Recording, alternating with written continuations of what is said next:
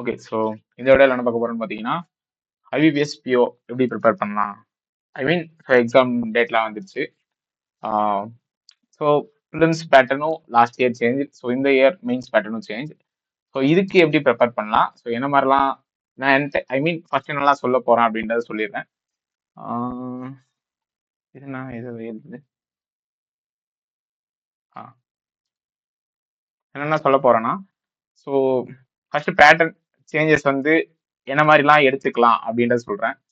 அடுத்து பிஓ ப்ரிலிம்ஸ்க்கு எப்படி ப்ரிப்பேர் ஆகுறது, ஸோ மெயின்ஸ்க்கு எப்படி ப்ரிப்பேர் ஆகுறது. ஸோ ப்ரிலிம்ஸ்ல 2 கேட்டகரியா நான் பிரிக்கிறேன். ஸோ அது என்ன கேட்டகரின்னு சொல்றேன். ஸோ மெயின்ஸ்க்கு எப்படி ப்ரிப்பேர் ஆகுறது. ஸோ அடுத்து ஆர்பிஐ சர்க்குலர்ஸ் எப்படி படிக்கிறது. ஃபர்ஸ்ட் ஆர்பிஐ வெப்சைட்ல என்னென்னலாம் படிக்கணும். அடுத்து டிஸ்கிரிப்டிவ் எப்படி ப்ரிப்பேர் பண்றது. ஸோ அப்படின்றத நான் வந்து சொல்றேன். ஓகேவா? ஓகே. ஸோ ஃபர்ஸ்ட் வந்து பேட்டர்ன் என்னன்னா, ஸோ இங்கிலீஷ்க்கு வந்து 30 கொஸ்டின்ஸ் 30 மார்க்ஸ், ரீசனிங்க்கு 35 கொஸ்டின்ஸ் 40 மார்க்ஸ், குவான்ஸ்க்கு வந்து 35 கொஸ்டின்ஸ் 30 மார்க்ஸ். ஸோ இது வந்து ப்ரிலிம்ஸ். மெயின்ஸ்க்கு வந்து இங்கிலீஷ்க்கு 40 question 20 mark, reasoning 40 question 60 mark, quants 40 question 60 mark, current affairs வந்து 50 கொஸ்டின் 60 மார்க்கு. ஸோ டிஸ்கிரிப்டிவ் வந்து 25 மார்க். ஸோ ஆக மொத்தம் 225 mark. So mains. Okay. So எல்லாருக்குமே ப்ரீவியஸ் இயர் கட் ஆஃப் எல்லாமே பார்த்துருப்பீங்க. ஸோ இப்போ வந்து வேகன்சிஸும் நிறைய இருக்கு. ஸோ இப்போ வந்து எப்படி ப்ரிப்பேர் பண்றது? ஆக்சுவலா இதுல வந்து மற்ற எக்ஸாம்ஸ் மாதிரி இல்லாம, ஸோ இதுல ஒரு யூனிக்னஸ் என்னன்னா, ஐ மீன் ஜென்ரலாவே ஆர்ஆர்பி பிஓ மெயின்ஸை தவிர்த்து ஐபிபிஎஸ் பிஓவும் எஸ்பிஐ பிஓனோட ஒரு யூனிக்னஸ் என்னன்னா, இன்டர்வியூ வச்சு பெருசா ஒரு ரோலை வந்து பிளே பண்ண முடியும். ஆனா எல்லா டைமுமே நமக்கு இன்டர்வியூ வந்து நமக்கு ஃபேவரா அமையுன்றது வந்து சொல்லவே முடியாது. ஈவன் பெஸ்டா பண்றவங்க கூட சம்டைம்ஸ் வந்து ஒரு டைம் அவங்க 17 வாங்கியிருப்பாங்க, ஒரு டைம் 13 14 தான் போட்டிருப்பாங்க. ஸோ அது வந்து நம்ம வந்து ப்ரிடிக்ட் பண்ண முடியாது. ஸோ என்டையர்லி நம்மளோட ஐ மீன் நம்மளோட செலக்ஷன் வந்து இன்டர்வியூ டிபெண்ட் பண்ணிருக்க கூடாது. போத் மெயின்ஸ் அண்ட் இன்டர்வியூ ஈக்குவலா டிபெண்ட் பண்ணியிருந்தா கூட ஓகே தான். பட் என்டையரா பெருசா ஒரு பக்கத்தை வந்து நம்ம சாச்சிட்டோம் அப்படின்னா கஷ்டமா இருக்கும் நமக்கு. ஓகே. ஃபர்ஸ்ட் வந்து நான் ஒரு கேட்டகரி சொல்றேன். ஸோ ஃபர்ஸ்ட் வந்து இப்போதைக்கு, அதாவது நான் இது சொல்றது வந்து ஜூலை எண்ட் வரைக்கும் நீங்க வந்து ப்ராக்டிஸ் பண்ணுங்க. அதாவது இந்த கேட்டகரி. ஸோ ப்ரிலிம்ஸ்ல என்ன சொல்றேன்னா, ஸோ ப்ரிலிம்ஸ்ல வந்து உங்களுக்கு மார்க்ஸ் வந்து ஒரு 45ல இருந்து 50க்கு கீழே தான் வருது 100க்கு அப்படின்றப்போ நீங்க என்னெல்லாம் பண்ணணும். ஸோ இது வந்து ஜூலை எண்டுக்கு அப்புறம் ப்ராக்டிஸ் பண்ணிட்டு அதுக்கப்புறம் நான் ஒன்று சொல்லுவேன். ஸோ இப்பத்துல இருந்தே மெயின்ஸ் படிப்பாங்க ஒரு சிலர் படிக்கணும். ஸோ அப்படி படிக்கிறவங்க ப்ராக்டிஸ் பண்றதை நீங்க ஜூலைக்கு அப்புறம் ப்ராக்டிஸ் பண்ணலாம். ஆனா நீங்க என்ன பண்ணணும்னா கடைசி வரைக்கும் சைமல்டேனியஸா ப்ரிலிம்ஸ் மெயின்ஸை கொண்டு போகணும். ஸோ என்டையரா என்ன பண்ணிடக்கூடாதுன்னா ப்ரிலிம்ஸ்லயும் இருந்திருக்கூடாது, டேரக்டா வந்து ப்ரிலிம்ஸ் வரல அப்ப நம்ம மெயின்ஸ் ஆச்சு படிக்கலாம் அப்படின்னு சொல்லிட்டு மெயின்ஸ்க்கும் போகக்கூடாது. ஸோ ஒரு ஸ்டேஜ் வரைக்கும் ப்ரிலிம்ஸ் ஒரு நல்ல லெவலுக்கு கொண்டு வந்துட்டு அதுக்கப்புறமா நீங்க என்ன பண்ணலாம், ப்ரிலிம்ஸையும் மெயின்ஸையும் சைமல்டேனியஸா கொண்டு போகலாம். ஓகே. ஃபர்ஸ்ட் இந்த மாதிரி இருக்கீங்கன்னா ஃபர்ஸ்ட் எங்கெல்லாம் ஃபோக்கஸ் பண்ணணும் அப்படின்னா, ஃபர்ஸ்ட் நான் எல்லா சப்ஜெக்ட்டும் தனித்தனியா சொல்றேன். ஃபர்ஸ்ட் ப்ரிலிம்ஸ்க்கு உங்களுக்கு ஸோ உங்களுக்கு என்னென்ன பார்ட் வேணுமோ அதை நீங்க ஸ்கிப் பண்ணி பார்த்துக்குங்க. ஸோ நான் சொல்றது, ஸோ எனக்கு வந்து ப்ரிலிம்ஸ்ல 45 to 50 மார்க்ஸ் தான் வருது, அதுக்கு கீழே தான் வருது, நான் எத்தனை மார்க் போட்டாலும் எதுல போட்டாலும் அப்படின்னு சொல்றது. ஓகே. நான் எந்த சோர்ஸ் சஜஸ்ட் பண்றேன் அப்படின்னு பாத்தீங்கன்னா, ஸோ இப்போதைக்கு ப்ரிலிம்ஸ் நீங்க எடுக்கிறீங்க அப்படின்னா கண்டிப்பா கைட்லி அண்ட் ப்ராக்டிஸ் மார்க் வந்து ப்ராக்டிஸ் மார்க் வந்து நான் சஜஸ்ட் பண்ணுவேன். ஏன்னா இது ஆல்டர்னேட்டிவா நீங்க யூஸ் பண்றப்போ உங்களுக்கு நிறைய விஷயம் தெரியும். கைட்லில வந்து ரீசனிங் வந்து மோஸ்ட் ஆஃப் த டைம் எக்ஸாக்டான பேட்டர்ன் வந்து மேட்ச் ஆகும் எக்ஸாம்ஸ்ல. அது ஈவன் ப்ரிலிம்ஸ் அண்ட் மெயின்ஸ்ல வந்து நான் பார்த்திருக்கேன். ஸோ அதே போல ப்ராக்டிஸ் மார்க்ல சம்டைம்ஸ் ரீசனிங் கொஞ்சம் எக்ஸ்ட்ரா லெவல்ல இருக்கும். அதே போல கைட்லில நீங்க குவான்ஸ் போட்டீங்கன்னா ஒரு மாதிரி ரொம்ப டஃபர் சைட் ஒரு சில டைம் ஃபீல் ஆகும். அதே போல ப்ராக்டிஸ் மார்க்ல போட்டீங்கன்னா கொஞ்சம் ஈஸியர் சைடா ஃபீல் ஆகும். ஸோ அந்த ஆல்டர்னேட்டிவ் இருக்கணும் அப்படின்றதுக்காக. ஏன்னா இப்போ எக்ஸாம்ல வந்து நான் ப்ராக்டிஸ் பண்றது ஃபுல்லாவே கஷ்டமா ப்ராக்டிஸ் பண்ணிட்டு எக்ஸாம்ல சடனா எனக்கு ஈஸியா கேட்கறாங்க, எனக்கு அதனால அடாப்ட் ஆக முடியல அப்படின்னு நம்ம சில டைம் நம்மளா யோசிச்சுப்போம். ஆக்சுவலா அதெல்லாம் பாயிண்ட் கிடையாது, நமக்கு சொல்றேன், நமக்கு இந்த தாட்ஸ் எல்லாம் வரும். அப்போ நான் ஈஸியான கொஸ்டினும் கஷ்டமான கொஸ்டினும் மிக்ஸ் பண்ணி ப்ராக்டிஸ் பண்ணா எனக்கு கரெக்டா இருக்கும்ல. அந்த தாட்டுக்கும் இது கரெக்டா இருக்கும். அதே போல இங்கிலீஷ்ல வந்து சம்டைம்ஸ் வந்து கைட்லில வந்து ஒர்க்அப்ஸ் ரிலேட்டடா நிறைய கொஸ்டின்ஸ் கேட்டிருப்பாங்க. ஆர்சி சம்டைம்ஸ் ஈஸியா இருக்கும். பட் ப்ராக்டிஸ் மார்க்ல சம்டைம்ஸ் வந்து என்ன இருக்கும்னா கொஞ்சம் லாஜிக்கலா ஆன்சர் பண்ற மாதிரி இருக்கும். ஸோ நம்ம அண்டர்ஸ்டாண்ட் பண்ணிட்டு பேசேஜ் வந்து ஆன்சர் பண்ற மாதிரி இருக்கும். ஸோ அதுக்காக இந்த 2 மார்க்ஸ் வந்து நான் சஜெஸ்ட் பண்றேன். ஹாலிவுட் யூஸ் பண்றவங்களுக்கு வந்து நான் எந்த ஒரு கருத்தும் தெரிவிக்க விரும்பல. ஏன்னா உங்களுக்கு வந்து அது பிடிச்சிருக்கலாம். பட் எனக்கு பர்சனலா நான் ஒப்பீனியன் சொன்னா அது தப்பா கூட இருக்கலாம். ஸோ அதனால நீங்க யூஸ் பண்றவங்க ஹாலிவுட் தாராளமா யூஸ் பண்ணிக்கலாம். பட் புதுசா எனக்கு ஒரு நல்ல பிளாட்ஃபார்ம் 2 யூஸ் பண்ணணும் அப்படின்னு தோணுச்சுன்னா தாராளமா கைட்லையும் ப்ராக்டிஸ் மார்க்கும் ஆல்டர்னேட் யூஸ் பண்ணலாம். பட் கண்டிப்பா கைட்லியை யாரெல்லாம் ஸ்டார்டிங்ல அவாய்ட் பண்றீங்களோ குவான்ஸ்க்கும் ரீசனிங்கும் பார்த்து கண்டிப்பா நீங்க ஒரு ஸ்டேஜ்ல வந்து டிஃப்ரெண்டா நெக்ஸ்ட் லெவலுக்கு போறப்போ அந்த எக்ஸாம் ரிலேட்டட் லெவலை வந்து மிஸ் பண்றதுக்கான சான்சஸ் வந்து நிறைய அதிகம். எனக்கு கைட்லில இருந்து எந்த ஒரு ப்ரொஃபஷனும் சொல்லி கொடுக்க சொல்ல, எனக்கு பர்சனலா யூஸ் பண்ண நான் இப்போ வரைக்குமே ஒரே சோர்ஸ் தான் மார்க் டெஸ்ட் யூஸ் பண்றேன், அது கைட்லி மட்டும்தான். ஸோ இதான் வந்து ஃப்ராங்கான உண்மை. ஓகே, ஸோ இங்கிலீஷ்க்கு என்ன வந்து பண்ணணும் அப்படின்னு பாத்தீங்கன்னா, ஃபர்ஸ்ட் இம்பார்ட்டன்ஸ் ஆர்சிக்கு கொடுக்கும். ஏன்னா 30 கொஸ்டின்ல மினிமம் 10ல இருந்து ஒரு 12 கேள்விக்கு மேல உங்களுக்கு ஆர்சி கேட்பாங்க, கரெக்டா? அதுல அதிகபட்சமா ஒரு 2ல இருந்து 3 கேள்வி சினானிம்ஸ் ஆன்டனிம்ஸ் இருக்கும், மத்தபடி எல்லாம் இருக்கும் டைரக்டா எல்லா கொஸ்டின்ஸுமே ஆர்சில இருந்து தான் இருக்கும். ஓகே, ஃபர்ஸ்ட் என்ன இம்பார்ட்டன்ட் அப்படின்னா, ஆர்சில நிறைய பேர் வந்து அவாய்ட் பண்ணும். ஸோ நம்மளோட ஸ்ட்ராட்டஜி, எல்லாரோட ஸ்ட்ராட்டஜி என்னவா இருக்குன்னா, ஜென்ரலா எல்லாரோட ஸ்ட்ராட்டஜியுமே என்னவா இருக்குன்னா, so first grammar part attend பண்ணும், அடுத்து ஸ்கோரிங் பார்ட்ஸ் இருக்கும், ஸோ அடுத்து வந்து ஆர்சி லாஸ்ட் அட்டன் பண்ணும். எஸ், லாஸ்டா தான் அட்டன் பண்ணும். ஆனா லாஸ்டா அட்டன் பண்ற சுச்சுவேஷன் வரப்ப என்ன பண்ணுவோம்னா, சம்டைம்ஸ் பதட்டத்துல வேக வேகமா படிச்சு ஏதோ தப்பான ஆன்சர்லாம் மார்க் பண்ணும். ஸோ ஆக்சுவலா ஆர்சில வந்து ரொம்ப மினிமம் கேசஸ் தான் நீங்க நெகட்டிவ் வந்து இது பண்ணும். மற்றபடி கிராமர் மிஸ்டேக்ஸ்லாம் நமக்கு நமக்கு தெரியாது எக்ஸாக்டா. ஓகே, என்ன ஆன்சர் பண்றோம், அது கரெக்டா இல்லையா அப்படின்றது நம்மளால ஷூரா சொல்ல முடியாது. பட் ஆர்சில கண்டிப்பா சொல்ல முடியும். அதுக்கு நீங்க என்ன பண்ணணும்னா, ஃபர்ஸ்ட் டெய்லி எடிட்டோரியல் படிங்க. எல்லாருமே சொல்றது இதுதான், ஆனா யாருமே பண்ணாத விஷயமும் இதுதான். எத்தனை பேர் டெய்லி எடிட்டோரியல் படிக்கிறீங்கன்னு எனக்கு தெரியல. எடிட்டோரியல்ன்றது என்னன்னா, அந்த இந்து நியூஸ் பேப்பர்ல லெஃப்ட் சைட்ல ரெண்டு ரெண்டு பாக்ஸ் போட்டு கொடுத்துருப்பாங்க. எதுக்கு அதை படிக்க சொல்றாங்க அப்படின்னு ஃபர்ஸ்ட் நீங்க புரிஞ்சுங்க. ஏன் நியூஸ் பேப்பரே நான் படிக்கலாம் தானே, ஏன் நியூஸ் பேப்பரை படிக்காம நான் எடிட்டோரியல் மட்டும்? இதெல்லாம் வந்து எனக்கு தெரிஞ்சது நான் சொல்றேன், ஓகேவா? இது எக்ஸாக்டா கரெக்ட் ப்ரூவன் திங்ஸ் அப்படிலாம் நான் பேசல, எனக்கு புரிஞ்ச மாதிரி நான் சொல்றேன். இப்ப எடிட்டோரியல் வந்து அதை கொடுத்துருக்காங்கன்னா, நான் என்ன நோட் பண்ணனா, இப்ப நார்மலா நியூஸ் இருக்குன்னா, அந்த நியூஸ் வந்து நம்ம பேசுற நார்மல் இங்கிலீஷ்லயே இருக்கும்னு வச்சுக்கோங்க. அதாவது அந்த இருக்க வேர்ட்ஸ்லாம் நீங்க பாத்தீங்கன்னா ஈஸியா நம்மளுக்கு அண்டர்ஸ்டாண்டபிளா இருக்கும். அதாவது நம்ம இப்ப டங்கிலீஷ்ல பேசுறோம்ல, அந்த மாதிரி மோரல்லெஸ் வந்து ஈஸியான வர்க்அப்ஸ் தான் யூஸ் பண்ணிருப்பாங்க. பட் எடிட்டோரியல் என்ன இருக்குன்னா, ஒரு டாபிக்கை பத்தி பேசியிருப்பாங்க, பட் சம்டைம்ஸ் இடனான இன்ஃபர்மேஷனை பத்தி பேசுவாங்க. அதாவது மறைமுகமா பேசுறது, அதுதான் நமக்கு தேவை. அதுக்காக தான் எடிட்டோரியல் படிக்க சொல்றது. அதாவது இன்டைரக்டா ஒருத்தங்களை அட்டாக் பண்றது எப்படி, ஒரு விஷயத்த சொல்லியிருப்பாங்க, பட் அது கவர்மெண்ட்டை பிளேம் பண்ணாத மாதிரி இருக்கணும், பண்ற மாதிரி இருக்கணும். ஸோ அந்த மாதிரி ஒரு விஷயத்த சொல்றாங்க அப்படின்னா, அந்த இடத்துல என்ன எக்ஸ்ட்ரா திங்ஸ் இருக்குன்னா, சம்டைம்ஸ் இடியம்ஸ் யூஸ் பண்ணுவாங்க, சம்டைம்ஸ் நியூவான வர்க்அப்ஸ் யூஸ் பண்ணுவாங்க. ஸோ அதெல்லாம் நமக்கு என்னவா இருக்குன்னா, நியூவா லேர்ன் பண்ற மாதிரி இருக்கும். ஸோ ஃபர்ஸ்ட் என்னன்னா, எடிட்டோரியல் படிச்சா புரிஞ்சு படிக்கணும். நானும் படிச்சேன் அப்படின்றத படிக்க கூடாது. ஏன் புரியல? ஸோ ஏதோ டிஃப்ரெண்டான வார்த்தைகள்லாம் யூஸ் பண்றாங்க. கிராமர் தெரியணுமா இது புரியுதுக்கு அப்படின்னு கேட்டா கண்டிப்பா கிடையாது. ஸோ படிச்சா மீனிங் புரிஞ்சுக்க முடியும்.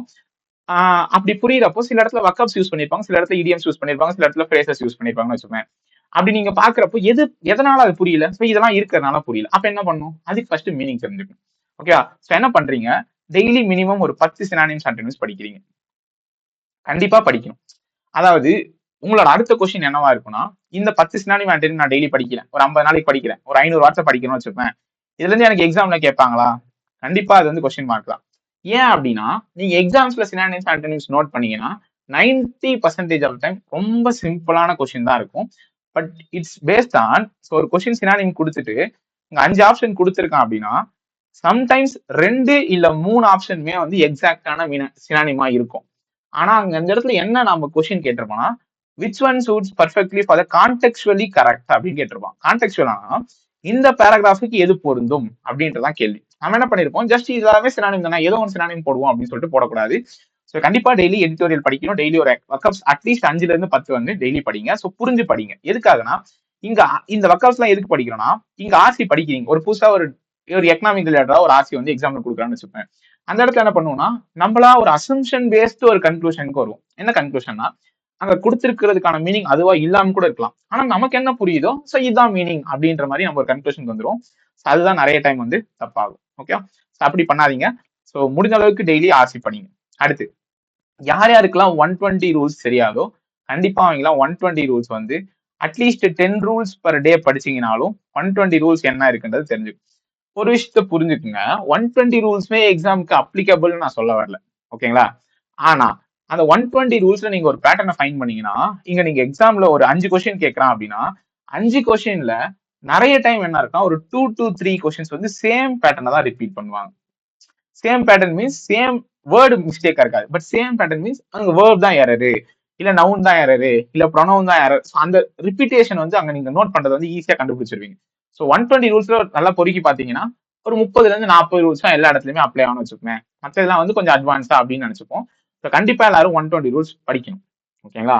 ஸோ படிச்சு நோட்ஸ் எடுத்தாலும் சரி, இல்ல படிச்சு அப்படியே புரிஞ்சுக்கிட்டாலும் சரி, பட் கண்டிப்பா ஒரு 5 கொஸ்டின் நம்ம அட்டன் பண்றோம், நம்ம தைரியமா அட்டன் பண்றோம்னாலே அது கண்டிப்பா என்ன இருக்கும், ஒரு மினிமம் 3 கேள்வியாச்சும் கரெக்டா இருக்கும். அந்த அளவுக்கு நம்ம ப்ரிப்பேர் பண்ணிருக்கோம், ஓகேங்களா? ஸோ இங்கிலீஷ்க்கு அடுத்த விஷயம், அடுத்து மிஸ்பெல்ட் வார்த்தைகள் வந்து கண்டிப்பா படிக்கும். ஏன்னா டே டு டே லைஃப்ல நம்ம யூஸ் பண்ணுவோம். எக்ஸாம் நான் ஒரு சும்மா எஸ்எஸ்சி எழுதுனேன், டுமாரோக்கு ஸ்பெல்லிங் கொடுத்துருக்கோம், எனக்கு எங்க தெரியல. இதுவே கரெக்டான எனக்கு தெரியல. 2M வருமா, 2R வருமா, நிறைய பேருக்கு அது கன்ஃபியூஸா இருக்கும். அப்ப என்ன ஆகும்னா, எக்ஸாம்ல ஒரு சிம்பிளான வேர்டு கொடுத்துட்டு நம்ம டெஸ்ட் பண்றப்ப நமக்கு கண்டிப்பா ஸ்ட்ரெஸ் ஆகும். என்னடா இந்த சிம்பிளான வார்த்தை கூட தெரியல அப்படின்ற மாதிரி. சோ அதுக்கு வந்து ஸ்பேஸ் கொடுக்க கூடாது. சோ முடிஞ்ச அளவுக்கு சிம்பிளான மிஸ்பெல்ட் வேர்ட் மீன்ஸ் அது மிஸ்பெல்ட் கிடையாது. நம்ம ஈஸியாவே அதை மிஸ்பெல்ட்டா தான் புரிஞ்சுப்போம். அதனாலதான் அந்த மிஸ்பெல்ட்ன்ற ஒரு டாபிக்கே வருது. இப்ப எக்ஸாம்பிளுக்கு அச்சீவ் அப்படின்னா ஐஇவி வருமா, இஐவி வருமான்னு ஒரு கன்ஃபியூஷன். ஸோ இந்த மாதிரி ஒரு பேசிக்கான வார்த்தையிலேயே அவன் மிஸ்பெல்ட் வைக்க முடியும். ஸோ சம்டைம்ஸ் கான்டெக்சுவலாகவும் அது தப்பாவும் இருக்கும். ஸோ அதுக்கு வந்து ப்ரிப்பேர் ஆகிக்கணும். அதுக்கு போல சிங்குலர் ப்ளூரல் வந்து ரொம்ப அட்வான்ஸா தெரியலனாலும் பேசிக்கா தெரியும். Bacteria, bacterium, radius, radii. So அந்த மாதிரி பேசிக்கான சிங்குலர் ப்ளூரல்ஸ் கண்டிப்பா தெரிஞ்சிருக்கும். அதே போல ஸ்கோரிங் டாபிக்ஸ்ல உங்களோட மிஸ்டேக்ஸ் வந்து கண்டிப்பா குறைக்கும். என்ன scoring topics? Word swap, sentence rearrangement, பேராஜம்பிள்ல சென்டென்ஸ் ரீஅரேஞ்ச்மெண்ட். ஸோ முடிஞ்ச அளவுக்கு இதெல்லாம் என்ன பண்ணணும்னா உங்களோட மிஸ்டேக்ஸை குறைக்கணும். ஓகேவா? ஸோ இதெல்லாம் பண்ணீங்கனாலே என்ன ஆகும்? கண்டிப்பா இங்கிலீஷ்ல ஒரு டீசென்டான அட்டம்ஸ் வந்து வரும். டீசென்டான மார்க்கும் வாங்கலாம். கம்ப்ளீட்டா ஆர்சியும் அவாய்ட் பண்ணக்கூடாது, கம்ப்ளீட்டா எரர்ஸையும் அவாய்ட் பண்ணக்கூடாது. ஸோ இந்த மிஸ்டேக்ஸ் எல்லாம் பண்ணாதீங்க. ஸோ சினானிம்ஸ் ஆன்டனிம்ஸ் படிங்க. ஸோ முடிஞ்ச அளவுக்கு மீனிங் புரிஞ்சு படிங்க. ஸோ கண்டிப்பா அது வந்து ஹெல்ப்ஃபுல்லா இருக்கும். அதே போல என்னடா, அதாவது உங்களோட அட்டம்ஸுக்கும் உங்களோட மார்க் ரேஷியோக்கும், அதாவது மினிமம் உங்களோட அக்யூரசி வந்து 75% வந்து மெயின்டைன் பண்ணும். ஓகேவா? ஸோ இங்கிலீஷ்ல 75% வந்து அக்யூரசி மெயின்டைன் பண்றது ஒரு பெட்டரான ஆப்ஷன். ஸோ இப்போ 30 கொஸ்டின் கேட்டிருக்காங்களா, நம்ம என்ன பண்ணக்கூடாதுன்னா அந்த கொஸ்டினை படிச்சுட்டு அதுக்கு வந்து ரிஸ்க் எடுக்கதான் ஆகணும். அதாவது நீங்க எப்படி சொல்றதுன்னா, நீங்க 15 கொஸ்டின் எக்ஸாக்டா அட்டன் பண்ணுவீங்க அக்யூரேசின்னு சொல்லிட்டு 15மே கரெக்ட் ஆகுதா? கிடையாது. இப்போ நான் என்ன சொல்ல வரேன்னா, 30மே கண்ணை மூடிட்டுலாம் போட சொல்ல. 30 கொஸ்டின் இருக்கான்.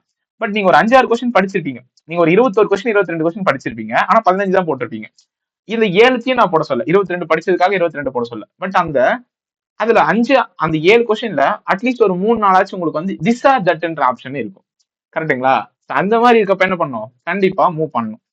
இங்க தப்பாகுதா இல்லையான்னு தெரியாம டைரக்டா போய் எக்ஸாம்ல அட்டன் பண்ணிட்டு அது தப்பாகுதா கரெக்ட் ஆகுதான்னு உங்களுக்கு தெரியவே தெரியாது. ஸோ அதனால என்ன பண்ணக்கூடாது? நான் நல்லா தான் போட்டேன், அக்யூரசி மெயின்டைன் பண்ணேன், எனக்கு மார்க் வரலன்னு சொல்லக்கூடாது. ஸோ எல்லாத்தையுமே இங்கேயே தெரிஞ்சுக்கணும் என்ன நடக்குதுன்னு சொல்லிட்டு.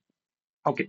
ஸோ அதுக்கு அடுத்து வந்து ஸோ இது இருக்கணுமே. ஸோ இதை பத்தி பேசிட்டு இருக்கேன். ஸோ மினிமம் ஒரு நாளைக்கு 2 பிலிம்ஸ் டெஸ்ட் வந்து கண்டிப்பா எடுக்கணும். ஸோ கண்டிப்பா எடுக்கணும். எதுக்காக films full length mark test வந்து செக்ஷனலை விட பெட்டர் அப்படின்னு கேட்டா, ஸோ பிலிம்ஸ் மார்க் டெஸ்ட் நீங்க போடுறப்பதான் இந்த எக்ஸாம் மைண்ட் செட் வந்து உங்களுக்கு வரும். மைண்ட் செட்னா என்னன்னா, இப்ப இங்கிலீஷ், ரீசனிங், குவான்ஸ் வச்சுப்பேன். இன்கேஸ் இங்கிலீஷ் நல்லா போடல, அப்பயும் குவான்ஸ் நல்லா போடணும். ஏன் அப்படின்னா, நீங்க செக்ஷனல் மார்க் டெஸ்ட் எடுக்கிறப்ப என்ன ஒரு இண்டிவிஜுவல் செக்ஷன் நல்லா பர்ஃபார்ம் பண்ண முடியும். நான் செக்ஷனல் டெஸ்ட் போட வேணாம்னு சொல்ல, கண்டிப்பா செக்ஷனல் டெஸ்ட் நானும் போட சொல்லுவேன். அது எப்படி சொல்றேன் கவனிங்க.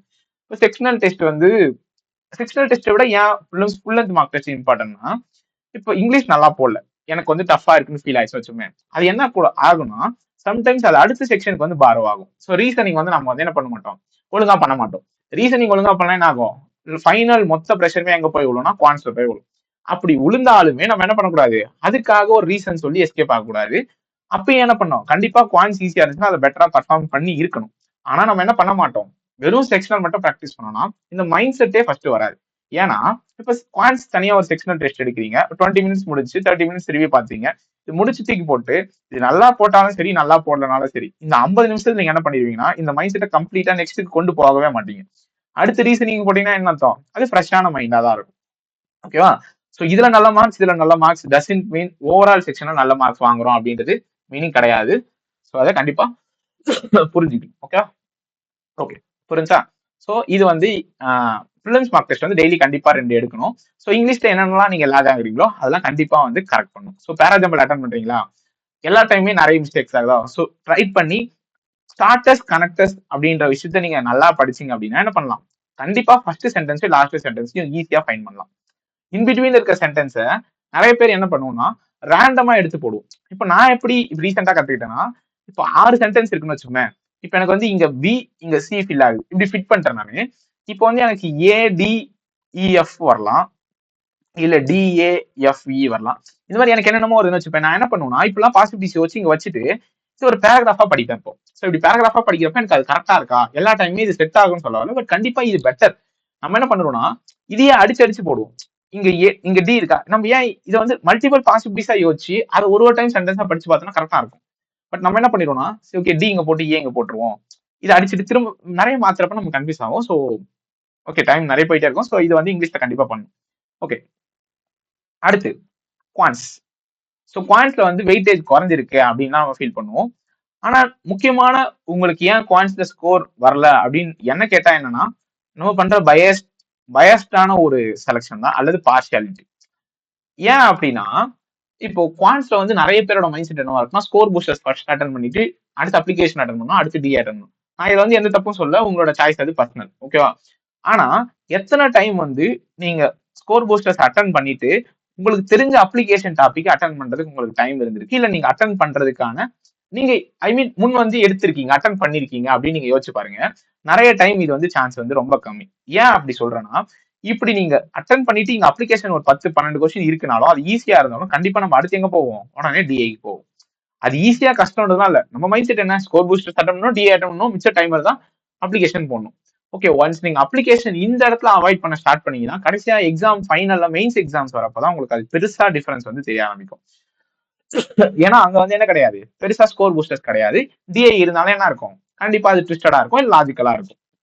கஷ்டம்லாம் சொல்ல வரல.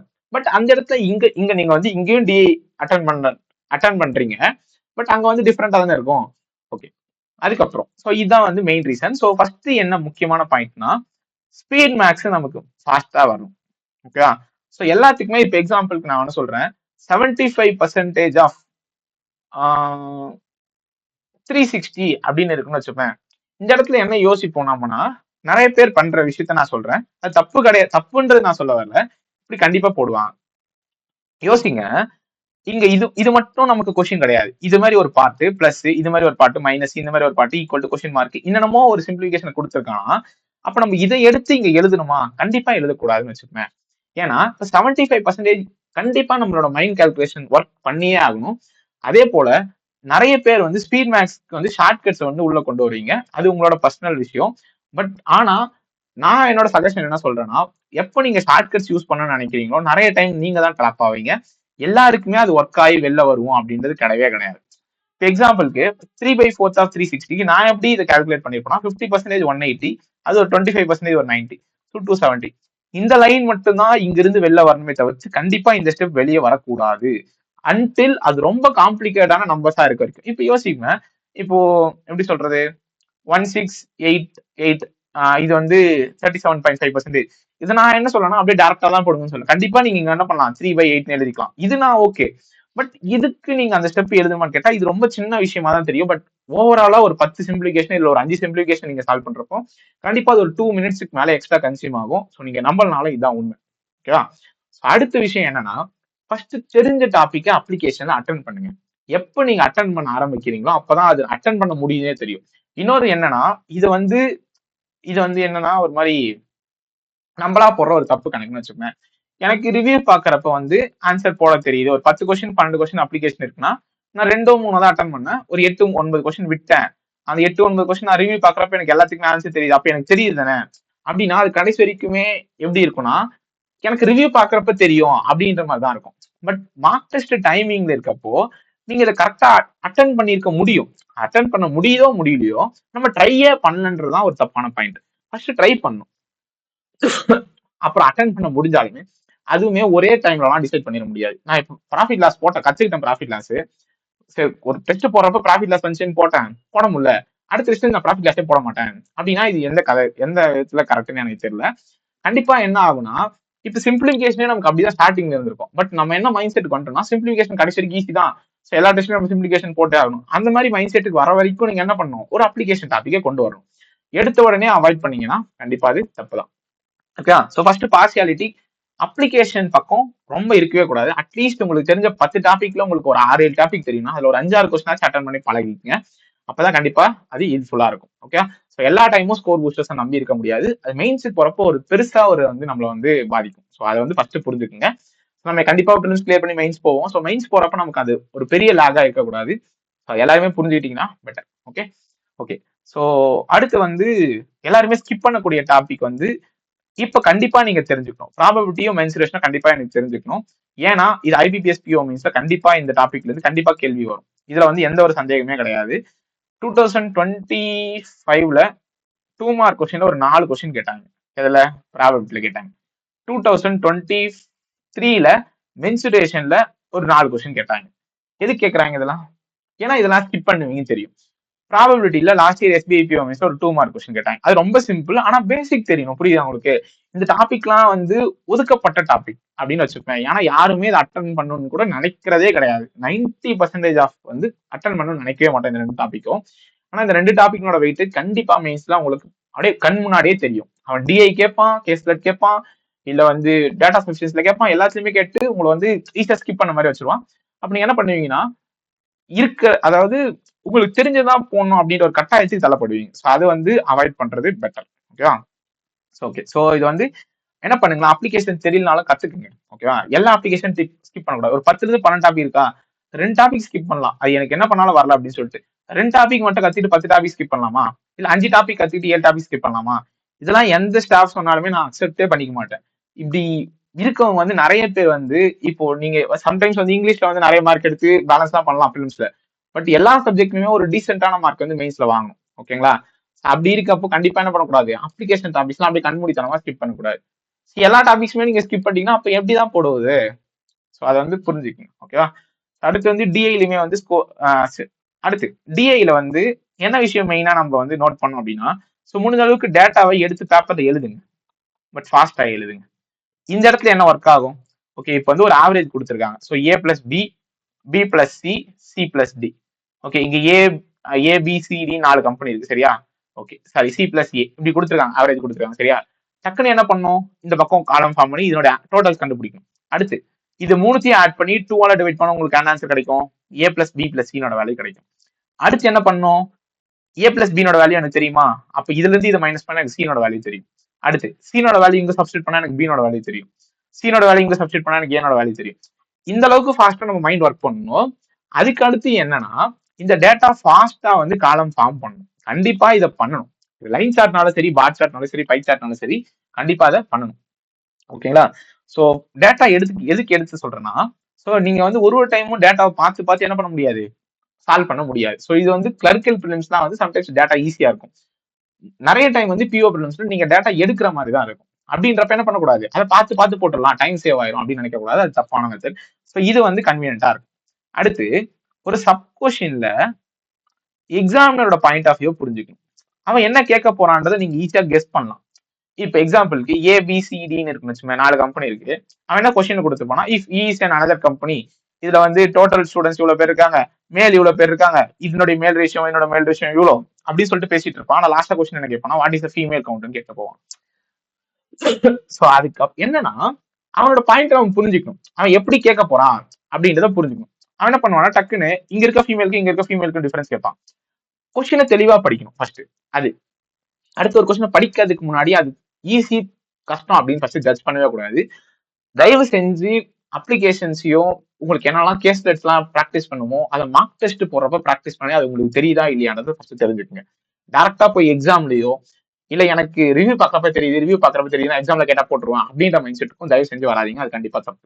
ஓகே, அதுக்கு அடுத்து சப் கொஸ்டின்ஸ்ல டெசிமல்ல கொஸ்டின்ஸ் கொடுத்துருக்காங்க, ஏதோ எக்ஸ்ன்ற ஒரு வேரியபிள் யூஸ் பண்ணிட்டாங்க, அப்ப அது கண்டிப்பா அந்த சப் கொஸ்டின் கஷ்டம் அப்படின்ற மைண்ட் செட்டுக்கும் வராதிங்க. ஃபர்ஸ்ட் எதையுமே வந்து நீங்க தான் ஃபிக்ஸ் பண்ணாதீங்க. அதுக்கடுத்து எதையுமே பார்த்த உடனே ஜட்ஜ் பண்ணாதீங்க. ஓகேவா? எல்லாருமே படிச்சு உனக்கு போடலாம், don't judge a book by its cover அப்படி பாக்குறதுக்கு பெருசா இருக்கும் கொஸ்டின், ஆனா அவன் சிம்பிளா கேட்டிருப்பான். ஓகேவா? அந்த மாதிரி வந்து புரிஞ்சுக்க. ஓகே, டைம் போயிட்டே இருக்கு. ஸோ இது வந்து முக்கியமான விஷயம். அடுத்து ரீசனிங்ல.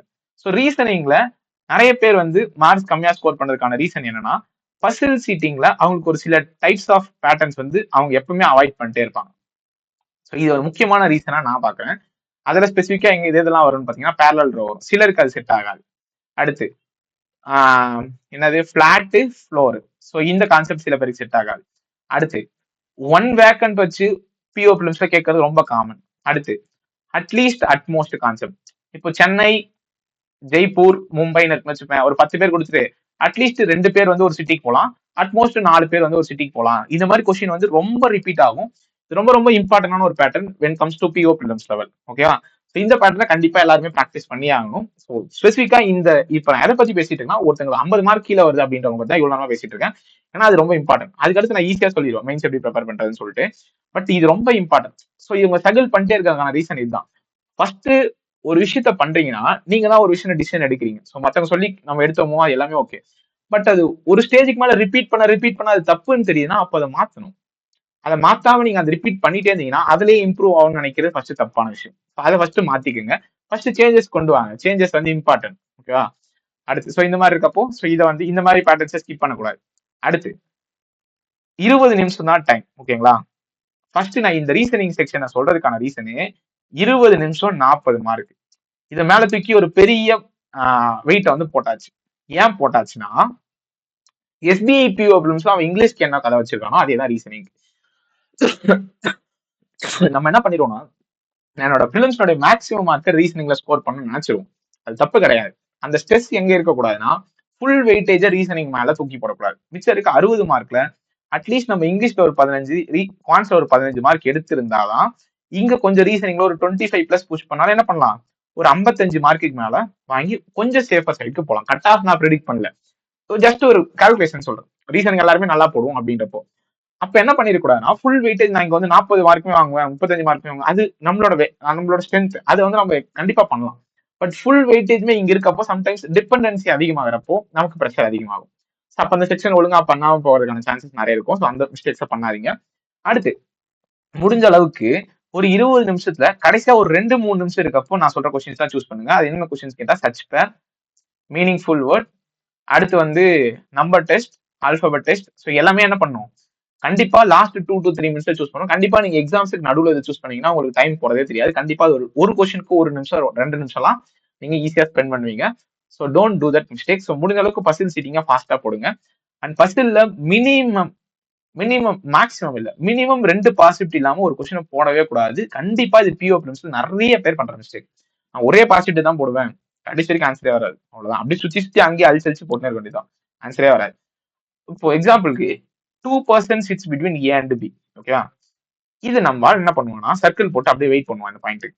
ஆனா என்ன பண்ணலாம், 8 பேர் இன்சைட் ஃபேஸிங்னா இப்படி இருக்காச்சு. ஏ இங்க வச்சு பி இங்க வை, ஏ இங்க வச்சு பி. இதுல எதுவும் டவுட் இருக்கா? ஏன் இப்பெல்லாம் பண்ண மாட்டீங்க? ஏன்னா அடுத்த பாயிண்ட் அவன் என்ன பண்ணுவான், C sits second left of பின்னு சொல்லுவான். அப்ப என்ன பண்ணுவீங்க, இப்ப இந்த பாயிண்ட் வச்சுட்டு என்ன பண்ணுவோம், C sits second left of பின்னா இப்படி எழுததான் செய்யணும். ஆனா இந்த 2 பாயிண்ட்டுமே எழுத தேவை. நீங்க என்ன பண்ணலாம், சி இங்க ஃபிக்ஸ் பண்ணிட்டு சி இங்க ஃபிக்ஸ் பண்ணிட்டு போயிட்டே இருக்கலாம். சோ பெட்டர் என்ன பண்ணணும்னா பாயிண்ட்ஸை வந்து சேர்த்துட்டு போகாம மைண்ட்ல வச்சுக்காம பேப்பர்ல ரெப்ரசென்ட் பண்ணுங்க. ஓகேவா? ஸோ அது ஃபர்ஸ்ட் இம்பார்ட்டன்ட். ஓகே, ஸோ இது எல்லாருமே பண்ணுங்க. அடுத்து வந்து பிளட் ரிலேஷன்ல முடிஞ்ச அளவுக்கு பாசிபிலிட்டிஸ் எடுத்து போடுங்க. ஓகேவா? அடுத்து எம்ஓடி சிலாஜிசம்ல முடிஞ்ச அளவுக்கு மேக்ஸிமம் அக்யூரசி மெயின்டைன் பண்ணுங்க. டைரக்ஷன் கொஞ்சம் டீடைல்ஸை ஃபாஸ்டா படிங்க. ஒன்ஸ் நீங்க ஒரு கொஸ்டினை தப்பா படிச்சிட்டீங்கன்னா நிறைய டைம் மேக்ஸிமம் எக்ஸ்டெண்ட் வரைக்கும் நம்மளால அதை திரும்ப வந்து கரெக்டா படிக்கிறதுக்கான சான்சஸ் ரொம்ப ரொம்ப கம்மி. ஸோ பெட்டர் ஃபர்ஸ்ட் படிக்கிறப்பயே பொறுமையா படிச்சு கரெக்டா எழுதிக்கணும். ஓகே, ஸோ இப்போ நீங்க ஒரு 50 ரேஞ்சில் இருக்கீங்கன்னா எடுத்த உடனே 70க்கு புஷ் பண்ணணும்னு நினைக்காம ஸோ கொஞ்சம் கொஞ்சமா நீங்க உங்களோட மிஸ்டேக்ஸை நீங்க கரெக்ட் பண்ணீங்கன்னா கண்டிப்பா வந்து நெக்ஸ்ட் வந்து இம்ப்ரூவ் ஆகும். ஓகே, அடுத்து so those who are scoring more then 50 or 55 plus. So எப்பவுமே என்னோட மார்க்ஸ் வந்து இந்த ரேஞ்சில் இருக்கும், நான் ஃபிலிம்ஸ் வந்து ரொம்ப சேஃபா சைடா இருக்கு அப்படின்னா so better start mains preparation from now. So எல்லாருமே மெயின்ஸ் வந்து இப்பத்துலேருந்தே அந்த ப்ரிப்பரேஷன் வந்து ஸ்டார்ட் பண்ணீங்கன்னா அது வந்து உங்களுக்கு வந்து பெட்டரா இருக்கும். ஓகே, ஸோ மெயின்ஸ் ப்ரிப்பரேஷன் கண்டிப்பா ஸ்டார்ட் பண்ணணும். ஸோ மெயின்ஸ் ப்ரிப்பரேஷனுக்கு என்னென்னலாம் பண்ணலாம், என்ன டாபிக்ஸ்லாம் இம்பார்ட்டன்ஸ் கொடுக்கலாம் அப்படின்னு ஃபர்ஸ்ட் நான் ஒரு டாபிக்கா சொல்றேன். ஸோ நீங்க வந்து கண்டிப்பா நீங்களும் வந்து ஒரு நாளைக்கு ஒரு பிலிம்ஸ் ஆச்சு மினிமம் எடுங்க. ஸோ என்ன ஸ்கோர்ஸ் மெயின்டைன் ஆனாலுமே ஸோ கண்டிப்பா பிலிம்ஸ் டச்லேயே இருக்கிறது பெட்டர். ஸோ எக்ஸாம்ஸ் கிட்ட டேட் வரப்போ நீங்க ஒரு நாளைக்கு 2 பிலிம்ஸ் 3 பிலிம்ஸ் கூட எடுத்துக்கலாம். ஓகே, ஸோ ஃபர்ஸ்ட் வந்து இங்கிலீஷ். ஸோ இங்கிலீஷ் வந்து மெயின்ஸ் ஸ்பெசிஃபிக்கா பிஓ மெயின்ஸ்ல வந்து ஒரு அன்பிரிடிக்டபிள் ஒரு சப்ஜெக்ட் வச்சுமே, எல்லா சப்ஜெக்ட்டுமே அப்படிதான். பட் இங்கிலீஷ் கொஞ்சம் ஐபே கொடுக்குமே. ஏன்னா அவன் என்ன டாபிக் கேட்கறான், என்ன பேட்டர்ன் கேட்க போறான் அப்படின்றது யாருக்குமே தெரியாது. இதோ எக்ஸாம் இதோ ஒரு டைம் நான் எழுதுறப்போ டேட்டா சஃபிஷியன்சி மாதிரி இங்கிலீஷ் ஏதோ ஒன்று கேட்டு வச்சுனா எனக்கு ஒண்ணுமே புரியல அந்த கொஸ்டின். அடுத்து ஒரு டைம் டயலாக் ரைட்டிங் வச்சு ஐபிபிஎஸ் கிளர்க் மெயின்ஸ் தான் கேட்டாங்க. அதுல என்ன இருந்துச்சுன்னா இடியம்ஸ் இருந்துச்சு, அதுவும் சுத்தமா புரியல.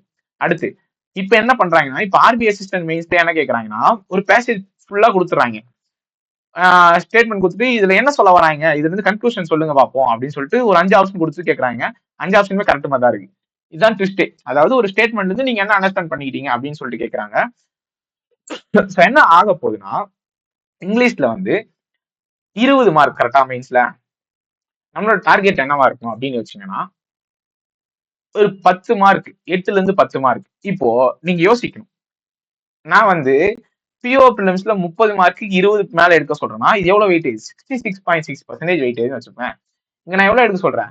40% வெயிட்டேஜ் எடுக்க சொல்றேன். அதுவே நீங்க எஸ்பிஐ பிஓ மெயின்ஸ் அடிச்சு சொல்லலாம், அவன் 10% தான் செக்ஷனல் கட் ஆஃப் வைப்பான்னு சொல்லிட்டு. பட் இங்கிலீஷ்ல பிஓ மெயின்ஸ், ஐபிபிஎஸ் பிஓ மெயின்ஸ்ல யாருக்குமே தெரியாது என்ன செக்ஷனல் கட் ஆஃப் வைப்பாங்கன்னு சொல்லிட்டு. ஒன்ஸ் அவன் எல்லாருமே நல்லா பர்ஃபார்ம் பண்றாங்க, இன்கேஸ் மெயின்ஸ் பேப்பர் ஈஸியா இருக்கு, எல்லாருமே நல்லா பர்ஃபார்ம் பண்றாங்கன்னா அங்க ஃபில்டர் பண்றதுக்கான ஆப்ஷன் இல்லைன்னா கண்டிப்பா நெக்ஸ்ட் மூவ் எங்க போகும் அப்படின்னா இங்கிலீஷுக்கு தான் போகும். ஓகேவா? ஸோ அங்க என்ன பண்ணும்? கண்டிப்பா நல்லா பர்ஃபார்ம் பண்ணும். ஸோ லாஸ்டா வரும் டிஸ்கிரிப்டிவ்லாம். ஸோ அது வந்து என்ன பண்ணும்? கண்டிப்பா இங்கிலீஷை நல்லா பண்ணும். ஸோ என்னெல்லாம் ப்ரிப்பேர் பண்ணும் அப்படின்னா ஸ்பாட் ஏரர் நல்லா ப்ரிப்பேர் பண்ணும். ஸோ மெயின்ஸ் லெவல் கொஸ்டின்ஸ் தான் என்ன, உடனே ஹை லெவல்லாம் போயிட மாட்டான். அவன் என்ன பண்ண போறான்? நீ வந்து பிரிச்சு பிரிச்சு கொடுத்தாங்கன்னா ஈஸியா கண்டுபிடிக்கிற, நான் ஒரு 3 சென்டென்ஸ் கொடுக்குறேன், இந்த 3 சென்டென்ஸ் எது எதெல்லாம் எரர்னு கண்டுபிடி அப்படின்னு சொல்லிட்டா நீங்க என்ன பண்ணுவீங்க? ஆப்ஷன்ல மாட்டிப்பீங்க. A and B correct, B and C correct, B and B only correct அப்படின்னா நீ என்ன பண்ண போறீங்க? ஈஸியா மாட்டிக்க போறீங்க. ஸோ என்ன பண்ணணும்னா தெரிஞ்ச கிராமர் ரூல்ஸ் எரர்ஸையே ரொம்ப ஸ்ட்ராங்கா தெரிஞ்சுக்கும். ஓகேவா? ஸோ நீங்களுமே 120 ரூல்ஸ் தெரியலன்னா கண்டிப்பா ரிவைஸ் பண்ணுங்க. ஏன்னா கண் முன்னாடி பார்த்த உடனே ஒரு ரூலை கண்டுபிடிக்கலாம். பக்காவா அந்த ரூல் நமக்கு தெரிஞ்சிருக்குன்னா அப்படியே அந்த ஸ்டேட்மெண்ட்டை பார்த்த உடனே தெரியும் இது பச்சையா தப்பு அப்படின்னு சொல்லிட்டு. அப்ப என்ன பண்ணக்கூடாது? ஸோ நீங்க வந்து அதை வந்து ப்ரோகாஸ்டினேட் பண்ணக்கூடாது. ஸோ பெட்டர் வந்து தெரியலன்னா கண்டிப்பா கத்துக்குங்க. இது வரைக்கும் உங்களோட நாலேஜ் வச்சு நீங்க இங்கிலீஷ் நல்லா பர்ஃபார்ம் பண்ணிருப்பீங்க. பட் இருந்தாலும் என்ன பண்ணுங்க? ஸோ இந்த ரூல்ஸ் வந்து கத்துக்குங்க. அடுத்து வந்து RC, the game changer and OG of the English. So இங்கிலீஷ்ல ஒருத்தர் வந்து ஒரு பெரிய ரோல் பிளே பண்ணதுன்னா அது கண்டிப்பா எனக்கு தெரிஞ்ச ஆர்சி மட்டும்தான். ஏன்னா ஒருத்தனை தூக்கவும் முடியும், ஒருத்தனை தாக்கவும் முடியும்னா அது ஆர்சியால தான் முடியும். ஏன்னா இன்கேஸ் ஆர்சி வந்து சில பேருக்கு சில ஜெனர் வந்து பிடிக்கும் வச்சுமே. ஒருத்தருக்கு எக்கனாமிக்ஸ் நியூஸ் படிக்க பிடிக்கும், ஒருத்தர் காமிக்ஸ் படிக்க பிடிக்கும். ஸோ அந்த மாதிரி இருக்கப்போ அவங்க எந்த பேசேஜ் வந்து கொடுக்குறாங்கன்றது நமக்கு தெரியாது. பட் நம்ம எல்லாத்துலயுமே என்ன இருக்கும்? கொஞ்சமாச்சும் வெல்வெஸ்டா இருக்கும். ஒரு பேசேஜ் கொடுத்தா கொஞ்சமா லாஜிக்கா அண்டர்ஸ்டாண்ட் பண்ணிக்கும். இப்ப எப்படி மோஸ்டா ஆர்சி மெயின்ஸ் லெவல்ல எனக்கு தெரிஞ்சு நான் பார்த்த வரைக்கும் இருக்கும் அப்படின்னா, என்னமோ படிச்சா புரியாத மாதிரி இருந்துச்சுன்னா கொஸ்டின் ஈஸியா கேட்டுட்டு போயிடும். உனக்கு ஃபர்ஸ்ட் இதுவே புரியல, நீ கொஸ்டின் ஆன்சர் தப்பா தான் பண்ணுவா அப்படின்னு சொல்லிட்டு அவனோட ஒரு லாஜிக். இன்கேஸ் கொஸ்டின் வந்து இங்க ரொம்ப இது வந்து இங்க இங்க புரிஞ்சுக்கவே ஒரு மாதிரி ரொம்ப காம்ப்ளிகேட்டா இருக்குன்னா அப்பயும் சப் கொஸ்டின் கஷ்டமா தான் கேட்பான். எப்படி கேட்பானா, இதனுடைய மீனிங்கை இங்க எடுத்து கொடுப்பான். இங்க டஃபா இருக்குன்னா இப்போ இங்க ஒரு 5 சென்டென்ஸ் கொடுத்துட்டு எது கரெக்ட் தப்புன்னு கேட்கணும்னு வச்சுக்கோங்க. அப்ப என்ன பண்ணுவானா, இதுக்கு மீனிங் வந்து இங்க கொடுத்துருப்பான். டைரக்டா இந்த சென்டென்ஸே எடுத்து கொடுக்காம பிலிம்ஸ் லெவல்ல இந்த சென்டென்ஸே எடுத்து கொடுக்குறது பிலிம்ஸ் லெவல், இதனோட மீனிங் எடுத்து மெயின்ஸ்ல கொடுத்துருப்பான். இதுக்கெல்லாம் என்னடா பண்ணும் அப்படின்னா டெய்லி படிக்கணும். என்ன படிக்கணும்னா இங்கிலீஷ் டெய்லி ஒரு ரீடிங் ஹேபிட் ஒரு 30 நிமிஷமாச்சு படிக்கணும். நீங்க என்ன பண்ணலாம்? உங்களுக்கு பிடிச்ச எஸ்ஏ கூட எடுத்து படிக்கலாம். ஏன்னா எஸ்ஏ படிக்கலாம், இல்ல எக்கனாமிக் டைம்ஸ் எடுத்து படிக்கலாம். ஸோ அந்த மாதிரி ஏதாச்சும் ஒரு டிஃப்ரெண்டான ஒரு திங்ஸ் எடுத்து படிக்கணும். படிச்சதே கதை மாதிரி படிச்சீங்கன்னா என்ன ஆகுதுன்னா கதைலாம் அங்க கொடுக்க போறது கிடையாது. ரேர் கேசஸ் தான் கதைலாம். ஓகேவா? ஸோ சம்டைம்ஸ் என்ன பண்ணுவாங்க, உங்களுக்கு வந்து டிஃப்ரெண்டா ஏதோ ஒரு சுச்சுவேஷன் அனாலிசிஸ் மாதிரி இருக்குன்னு வச்சுக்கோங்க, அப்படி கொடுத்துருப்பான். ஸோ அதுக்கு வந்து டெய்லி படிக்கணும். டெய்லி வந்து ஒரு ஹை லெவல் ஆர்சி வந்து ப்ராக்டிஸ் பண்ணுங்க. ஒரு ஹை லெவல் ஆர்சி செட் தனியா எடுத்து ஓகே நமக்கு என்ன புரிஞ்சிருக்கு அப்படின்றத எடுத்து ப்ராக்டிஸ் பண்ணலாம். Okay okay. அடுத்து ஸ்பார்டரா சொல்லியாச்சு. அடுத்து ஸ்டார்டர்ஸ் கனெக்டர்ஸ்க்கு நிறைய இம்பார்ட்டன்ஸ் கொடுக்குறாங்க. ஓகேங்களா? ஸோ ஸ்டார்டர்ஸ் கனெக்டர்ஸ் வச்சு நிறைய கொஸ்டின்ஸ் வந்து ரைஸ் ஆகுது. ஸோ ஸ்டார்டர்ஸ் கனெக்டர்ஸ் டாபிக்கை நல்லா படிச்சுக்கணும். எப்படின்னா 3 ஸ்டேட்மெண்ட் கொடுத்துட்டு இங்க ஆப்ஷன் ஏ ஆப்ஷன் பி இந்த எந்த ஸ்டேட்மெண்ட் வச்சு கனெக்ட் பண்ணா இந்த 3 ஸ்டேட்மெண்ட்டும் கனெக்ட் ஆகும் அப்படின்னு கேட்கலாம். அப்ப நீங்க என்ன பண்ணணும்? கண்டிப்பா ஸ்டார்டர்ஸ் கனெக்டர்ஸ்ல நல்ல வெல்வெஸ்டா இருக்கணும். தேர் கம்ஸ் எ பேராஜம்பல். ஸோ பேராஜம்பல் வந்து ஒரு பங்கமான ஒரு ரோலை வந்து மெயின்ஸ்ல வந்து பிளே பண்ணணும்னு வச்சுப்பேன். ஆனா இதுக்கு நான் சேம் சொன்ன மெத்தட் தான். So first sentence last sentence கண்டுபிடிச்சாலுமே என்ன மாதிரி போடுங்கன்னா ஒரு பசில் டைப்பா நினைச்சு இதை போடுங்க. ஸோ பசில் டைப்பா நினைச்சு நீங்க போட்டீங்கன்னா என்ன ஆகும்னா ஒரு ஐடியா வச்சு கிடைக்கும். அட்லீஸ்ட் நமக்கா ஒரு இடத்துல ஸ்ட்ரைக் ஆகி என்னடா இது பேசேஜ் மாதிரியே இல்லை, நம்ம படிக்கிறோம், நம்ம ஒரு ஆர்டர் எழுதி வச்சிருக்கோம், அது படிச்சா பேசேஜ் மாதிரியே இல்லை, ஏதோ அங்கங்க போய் எங்கெங்கயோ போற மாதிரி இருக்கு, அப்ப எப்படி இது கரெக்டா இருக்கும் அப்படின்னு நெக்ஸ்ட் மெத்தட் யோசிக்க ஆரம்பிப்போம். ஓகேங்களா? ஸோ பெட்டர் ஆர்சி வந்து பேராஜம்பிள் வந்து அந்த மாதிரி ஒரு பசில் மாதிரி நீங்க அப்ரோச் பண்ணீங்கன்னா it will give better. And கண்டிப்பா வந்து மெயின்ஸ் லெவல் போறப்ப என்ன படிக்கணும்னா இடியம்ஸ் படிக்கணும். ஸோ இடியம்ஸ் வந்து ஒரு நல்ல ரோலை வந்து பிளே பண்ணும். சம்டைம்ஸ் கேட்டாங்க அப்படின்னா தெரில அப்படின்னா என்ன பண்ண முடியாது, ஐயோ தெரில அப்படின்னு சொல்லிட்டு சொல்ல முடியாது. இப்ப என்ன ஆகுது, ஒன்றும் சினானிம்ஸ் சிங்குலர் ப்ளூரல் ட்ரெண்ட் வந்து கிளரிக்கல் மெயின்ஸ் லெவல்ல போயிட்டு இருக்கு. பட் பிஓ மெயின்ஸ் லெவல்ல அது கேட்பாங்கன்னு சொல்ல முடியாது, கேட்காம இருக்க மாட்டேன்னு சொல்ல முடியாது. என்ன பண்ணோம், அது நமக்கு எரர் ஸ்பாட்டிங் கூட அது யூஸ் ஆகும். கண்டிப்பா என்ன பண்ணிருக்கணும், சிங்குலர் ப்ளூரல் படிக்கும். ஓகேங்களா? ஓகே. ஒர்க்அப்ஸ்மே ஹை லெவல்லாம் கேட்பான்லாம் எக்ஸ்பெக்ட் பண்ணாதீங்க. ஒர்க்அப்ஸ்லாம் பேசிக்கா தான் இருக்கும், பட் கான்டெக்சுவலா இருக்கும். ஓகே. இது எல்லாத்துக்குமே ரெடி ஆகிக்கணும். அடுத்து அந்த இடத்துல ஒரு ஈஸியான டாபிக் அப்பியர் ஆகுது, லைக் வேர்ட் ஸ்வாப், சென்டென்ஸ் அரேஞ்ச்மெண்ட்லாம் அப்பியர் ஆகுதுன்னா அந்த இடத்துல நம்ம கண்டிப்பா என்ன பண்ணக்கூடாது, அந்த இடத்துல மார்க்ஸ் வந்து வேஸ்ட் பண்ணக்கூடாது. கண்டிப்பா அதுல ஸ்கோர் பண்ணிருக்கணும். ஓகே. ஸோ மினிமம் எய்ம் என்னவா இருக்கணும், ஒரு 10 மார்க் மேல வாங்கணும். எவ்வளவுக்கு, 20 மார்க்குக்கு. ஸோ மினிமம் நான் சொல்றது, ஸோ கட் ஆஃப்க்கு நம்ம ஒரு 8 பிளஸ் இல்ல ஒரு 10 கிட்டயாச்சும் எடுத்திருக்கணும். ஏன்னா என்ன கட் ஆஃப் வைப்பாங்கன்னு யாருக்குமே தெரியாது. ஸோ இது வந்து இங்கிலீஷ். என்ன பண்ணுங்க, டெய்லி ஒரு செக்ஷனல் டெஸ்ட் எடுக்க முடியனாலும் உங்களுக்கு தெரியாத டாபிக்ஸை கத்துக்குங்க. என்ன டாபிக்ஸ் எல்லாம் புதுசா கேட்கறாங்க, ஸ்டார்டர்ஸ் கனெக்டர்ஸ் கேட்கறாங்க, டபுள் ஃபில்லர்ஸ் கேட்கறாங்க, அடுத்து சென்டென்ஸ் இம்ப்ரூவ்மெண்ட் கேட்கறாங்க, இடியம்ஸ் வச்சு கேட்கறாங்க. அந்த மாதிரி கொஸ்டின்ஸ் எல்லாம் நீங்க ஃபர்ஸ்ட் பார்த்து கத்துங்க. ஜஸ்ட் என்னோட சஜஷன் தான். என்ன சஜஷன்னா, கொஸ்டின்ஸ் ஹை லெவல்ல உங்களுக்கு சோர்ஸ் வந்து பிடிஎஃப்ஸ்ல கிடைக்கலையா, சேனல்ஸ்ல கிடைக்கும் அப்படின்னா, நான் பார்த்த சேனல்ஸ் வந்து நிமிஷா பன்சல் மேமோட பர்ஃபெக்ஷன் பிளேலிஸ்ட்ல வந்து கொஸ்டின்ஸ் எல்லாமே நல்ல லெவல்ல இருக்கும். அடுத்து வருண் சித்ரா அப்படின்னு சொல்லிட்டு ஒரு ஸ்டாஃப் இருப்பாரு. அவரோட சேனல்லுமே கொஸ்டின்ஸ் எல்லாமே வந்து நல்ல லெவல்ல இருக்கும். ஸோ 2 பேரோட சேனல்ஸ் வந்து நீங்க கொஸ்டின் சோர்ஸா யூஸ் பண்ணிக்கலாம் அப்படின்றது என்னோட ஒரு சஜஷன். ஓகேவா. ஸோ இங்கிலீஷ்க்கு நீங்க இந்த 2 சேனல்ல ட்ரை பண்ணி பாருங்க. ஓகே. அடுத்து அடுத்து என்னன்னா ரீசனிங். ஸோ ரீசனிங்ல என்னன்னா டெய்லி மினிமம் ஒரு 4 set of mains puzzle solve பண்ணணும். அதாவது இதுல எக்ஸெப்ஷன் என்னன்னா, நமக்கா மனசாட்சி இருக்கும். இந்த கொஸ்டின் எடுத்தா ஒரு 15 நிமிஷத்துல ஒரு புதுசான ஒரு கொஸ்டின் ஆதாலுமே என்னால சால்வ் பண்ண முடியும் அப்படின்ற மாதிரி ஒரு கொஸ்டின்னா ஓகே. இந்த கொஸ்டின் நான் இப்போ ஃபர்ஸ்ட் டைம் பார்க்கணும்னா ஒரு மணி நேரம் ஆகும் எனக்கு இந்த கொஸ்டின் போட அப்படின்னா அந்த மாதிரி கொஸ்டின் எடுத்து சால்வ் பண்ணக்கூடாது. அது கண்டிப்பா ஒரு பிஓ மெயின்ஸ் லெவல்ல இருக்கணும், கொஞ்சம் லாஜிக் இருக்கணும். பட் ரொம்ப ஓவராலாம் போகக்கூடாது. இப்படி 30 பேர் உட்காந்துறாங்க, 30 பேர் ரூம் ஃபுல்லா உட்காந்துறாங்க அந்த மாதிரி கதெல்லாம் கிடையாது. டீசென்டா இருக்கும் கொஸ்டின் தான். ஓகேங்களா. அந்த மாதிரி இருக்க கொஸ்டின்ஸ் வந்து எடுத்து ப்ராக்டிஸ் பண்ணுங்க. ஸோ மினிமம் ஒரு 4 set of mains puzzle. So suggestion கைட்லில இருந்து எடுத்தீங்கன்னா it will be better. Okay. So கண்டிப்பா நான் ரீசனிங் மெயின்ஸ் லெவலுக்கு ஆலிவுட் சஜஸ்ட் பண்ணவே மாட்டேன். அது கண்டிப்பா எனக்கு வந்து செட் ஆகும்ல, அது பிடிக்கும் இல்ல. அதே போல ப்ராக்டிஸ் மார்க் எடுத்தீங்கன்னா கூட ஓகே, ப்ராக்டிஸ் மார்க் தான் அவன் கொடூரமா கேட்கறான்னு சொல்லலாம். அது எக்ஸாம் ரிலேட்டடாச்சு இருக்கு. பட் ஹாலிவுட்லாம் நான் எந்த கதையில சேர்க்கறதுன்னு தெரியல. சரி ஓகே, சில பேர் வந்து ஹாலிவுட் பிரியர்கள் இருப்பீங்க, அதனால வந்து நான் எப்படி சொல்ல முடியாது. ஓகே. ஸோ இதை ஃபர்ஸ்ட் பண்ணோம். அடுத்து ரீசனிங்ல என்னது வந்து பெரிய ரோல் பிளே பண்ணுன்னு கேட்டா, எனக்கு கேட்டா டேட்டா சஃபிஷியன்சி ஒரு நல்ல ரோல் பிளே பண்ணும்.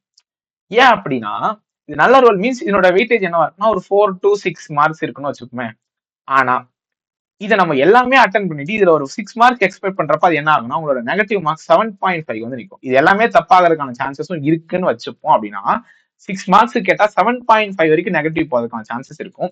ஏன் அப்படி சொல்றேன் அப்படின்னா, சம்டைம்ஸ் ஏவையும் பியையும் நீங்க கம்பைன் பண்ணி ஆன்சர் வரும்னு போடுறப்போ அவன் என்ன தெளிவா போட்டு போயிருப்பானா, ஆன்சர் வந்து அதுக்கு நெய்தர்னு வச்சிருப்பான்.